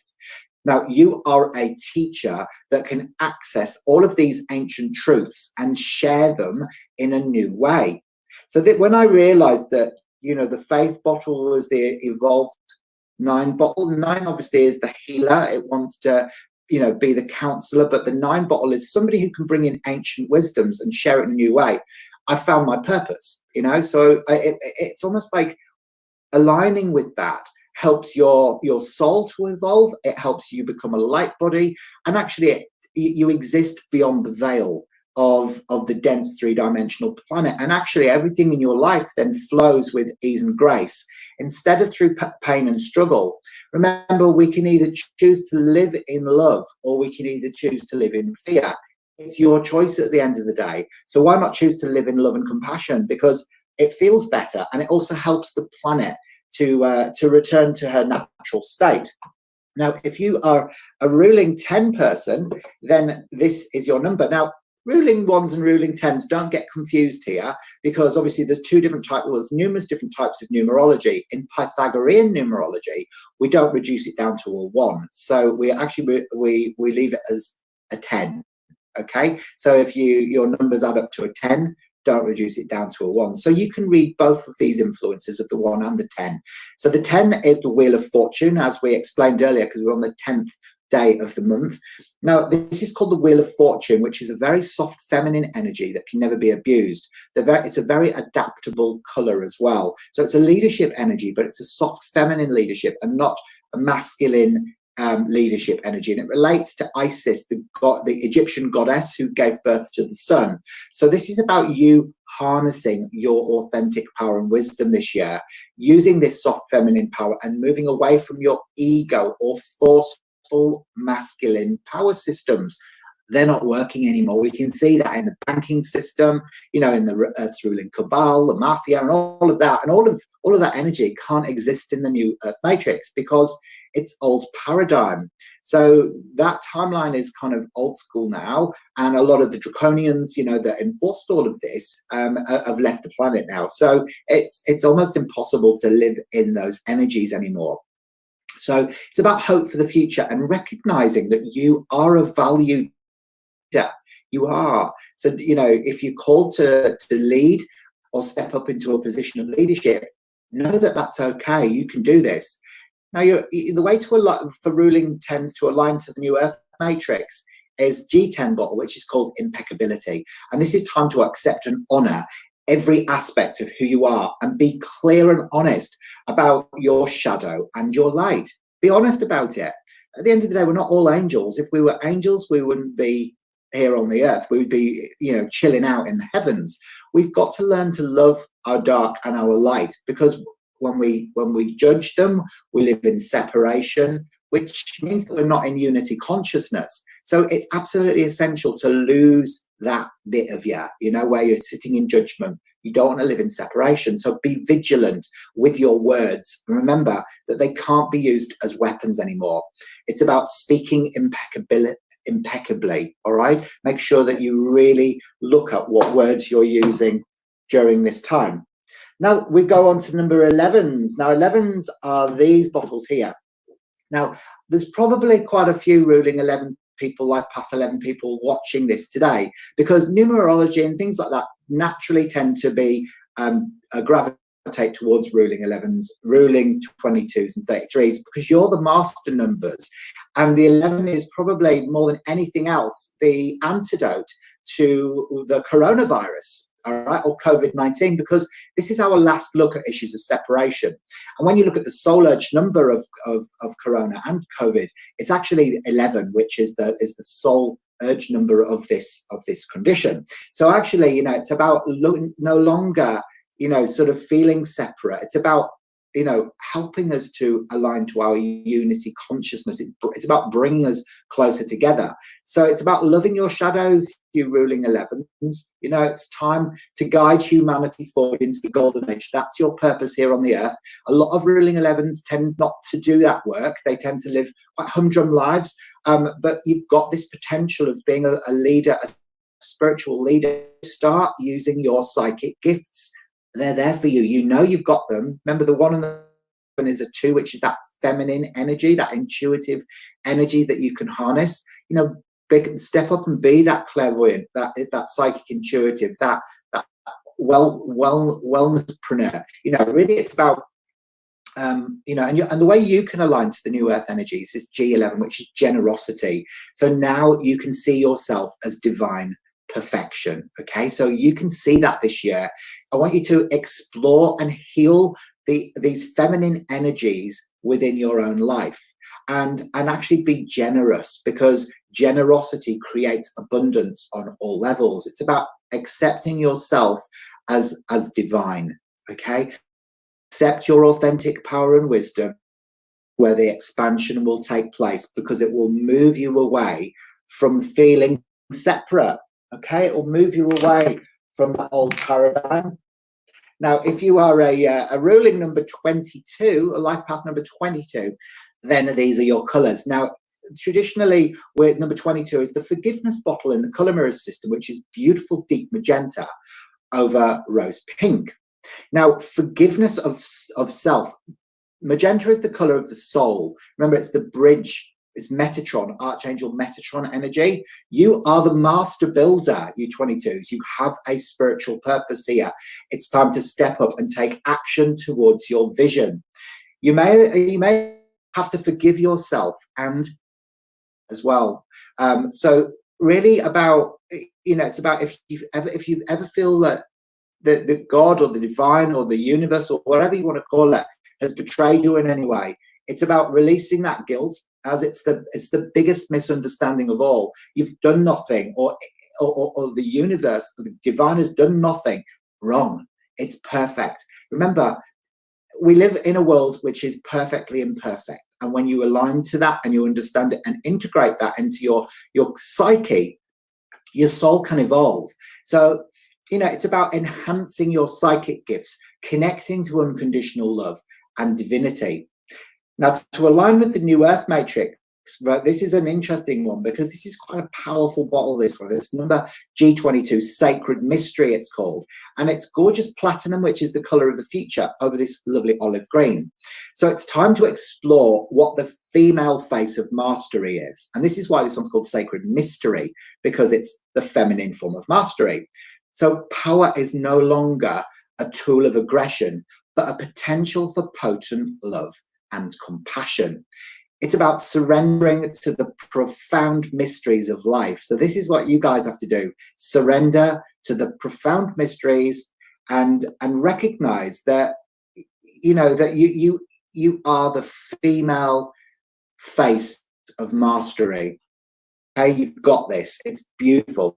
So you guys are really going to have to step up at this time, because you're a powerful master number, but not quite as powerful as our 33. So if you are a ruling number 33 person, then these are your bottles. Now, in Pythagorean numerology, we reduce this down to a 6, but we leave it in other forms of numerology as a 33. And the 33 is about love and magic. So this is the colors of the old one.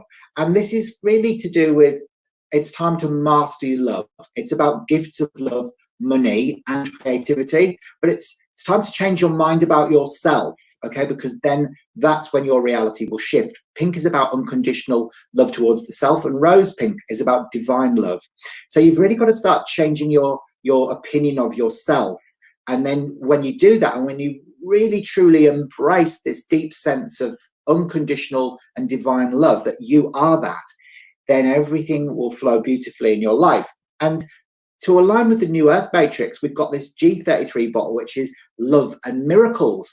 And it's time to live your truest state, where love is the foundation of everything. It's a beautiful starry silver on top, which is that beautiful energy from your soul family, your star family, shining down. And it's creating a heart of unadulterated love, the highest qualities of your starry love. You know, you are that love. So it's aligning to that. So you've got some beautiful emanations coming from you. You know, you've got this power and support of your star family there to help you do this work right now. So, boy, you guys are going to be having a ball this year. And it's just remember, it's time to do the work. It's happening now. So do the work, and you can feel that sense of compassion in everything in your life. All right. Well, hopefully you enjoyed that. Can you hear me, Leanne, or did I cut out? I'm back. So if you want to refresh, Hayden, let's see. I'll send you a quick message. Oh, cool. I can hear you. You can hear me? Okay, yeah. Awesome. Thank you so much. This is what I love about working with experts, is that you can just take it and run with it. So that was absolutely incredible. I know that I learned so much, and I personally can't wait to just continue learning more about the color mirrors and color therapy and how this all relates to numerology. I know I've been reading the comments, and you have a lot of fans out there, and there's been people saying, where are the cards? Are you going to read cards, Hayden? And where can I learn more about this? And so everyone, thank you for joining us today. And I'm going to close the event soon. But before I do, Hayden, is there anything else that you want to share? Because I know you and I, when we were talking, we were saying, you know, this really is a time of awakening. The earth is in major flux. We are shifting right now. And so, you know, do you have any words of encouragement for people to really take everything they learned today and use this moving forward? And especially just words of encouragement from you and your specific point of view, because I love everything you have to share. Oh, thank you. Well, look, I mean, the way I see it, and, you know, we have to take responsibility for ourselves, okay? So no longer can we kind of shy away from it and think that we can do it tomorrow.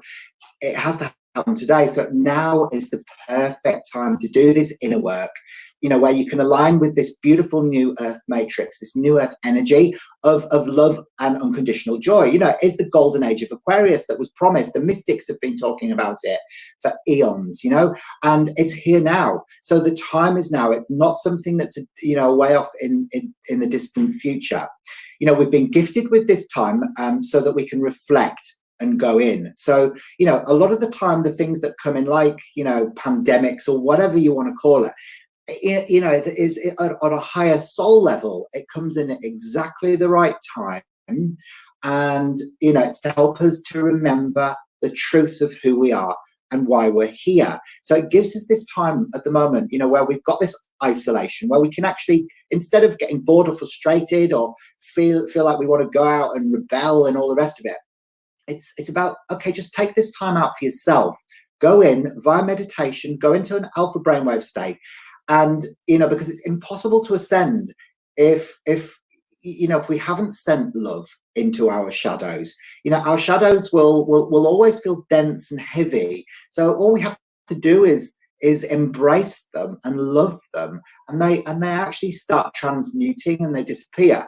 So, you know, we have been experiencing a huge influx of people awakening to the truth and wanting to know who they really are and why they are here. And at the Dreamtime Academy, we are bombarded by people who are waking up, because remember, 2020 is the awakening. You know, this is the bottle. It's that beautiful magenta divine love coming to earth.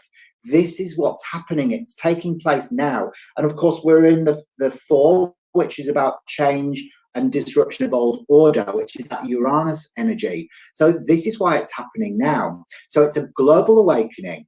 And, you know, even though we're in the lockdown, we've got technology which enables us to be able to learn via Zoom webinars like this one. It connects us all up, the collective subconscious. We can all be there to support and uplift each other if we want. And personal development doesn't need to stop. So on the contrary, it's actually thriving at the moment. So you have to ask yourself, if you're not doing the work, what is stopping you? That is so powerful. There were so many takeaways there. And I really loved, I think that it's so easy to point fingers or look outside and give our power away, when really this is an opportunity. Like, things have been, I don't want to say, it's like, well, it's like a refresh or a reset. And now is the time to actually take a look and start to take responsibility for our lives. And we can do that by starting to make decisions that are best for us and tuning into ourselves. And yeah, you've just had I'm looking at the comments right now. You've shared so much wisdom today with us, Hayden, and I'm so grateful for you joining us. And I wish that we could keep talking, but we're coming to a close. And so I think what I want to do is I want to let everybody know, while our connection is good, where they can find you. And so Hayden is one of our contributors on numerologist.com, so you can check him out on our blog. And you can visit him at Dreamtime Academy, dreamtimeacademy.com.au, and that's DREEM Time Academy. And like I've said throughout the day, I will be following up with an email to let all of you know where you can learn more from our experts. And I'm also going to be sending out a survey, because I'd love to know, what do you want to learn more of? And Hayden, I've seen so many comments like, can I be your pupil? How can I learn more about this? How can I, so I think that this information is really resonating. I absolutely love your perspective. And again, thank you for joining us today. Thank you for gracing us with your colorful presence. And thank you for sharing all of your wisdom. And thanks for rolling with it. Man, you showed up and you're just the ringer. So thank you. Thank you very much. I really appreciate it. And I'm glad I was able to share that information today, because, if anything's going to stop it, it's going to be the internet. And but fortunately, we managed to get through it. So I'm just glad that everybody heard everything. And I just wish you all a beautiful day. And if you are in Australia, then happy Mother's Day, and make sure to to send lots of pink loving energy towards your mums, because they're the matriarchs of this planet, and they're the ones that gave you this beautiful opportunity of life. So have a fantastic day, Leanne, and lots of love. I really feel a very, very strong connection towards you, and I just think you are amazing. So thanks again. All right. And if anyone wants to, if anyone does want to learn the color mirrors, then there's plenty of information there about sort of Zoom courses that I teach color therapy with. So they're all more than welcome to be my students if they want. All right. Thank you. And I feel a connection as well, and I will definitely be in touch soon. All right. Thank you. Okay. Bye, Hayden. Have a wonderful day. Bye. Bye-bye. Bye. All right. So our day has come to an end. And I don't know about all of you, but I know that I'm sitting here and I'm absolutely amazed at the information, the wisdom, the trends, all of the generosity that we've experienced today with our guest speakers joining us from all over the world. appreciation for all of you who have tuned in and have been here with us all day. We've had thousands of people. So literally, I think it's safe to say that the Soul Summit broke the internet. So thank you for being with us here today. What I would love to hear is like, just take a minute, you know, you can do this in the chat right now. And then after we wrap up, I'm going to encourage all of you, again, like I'm a big journaling person and big into notebooks, but I'd say just grab your notebook, maybe go make yourself a glass of tea, or you could grab a glass of wine or whatever it is, and just sit and start to take some notes and really think about what are some of the things that moved you today? What are some of the things that you were really impressed by or amazed by? And just start to write, because I'm guessing that you're going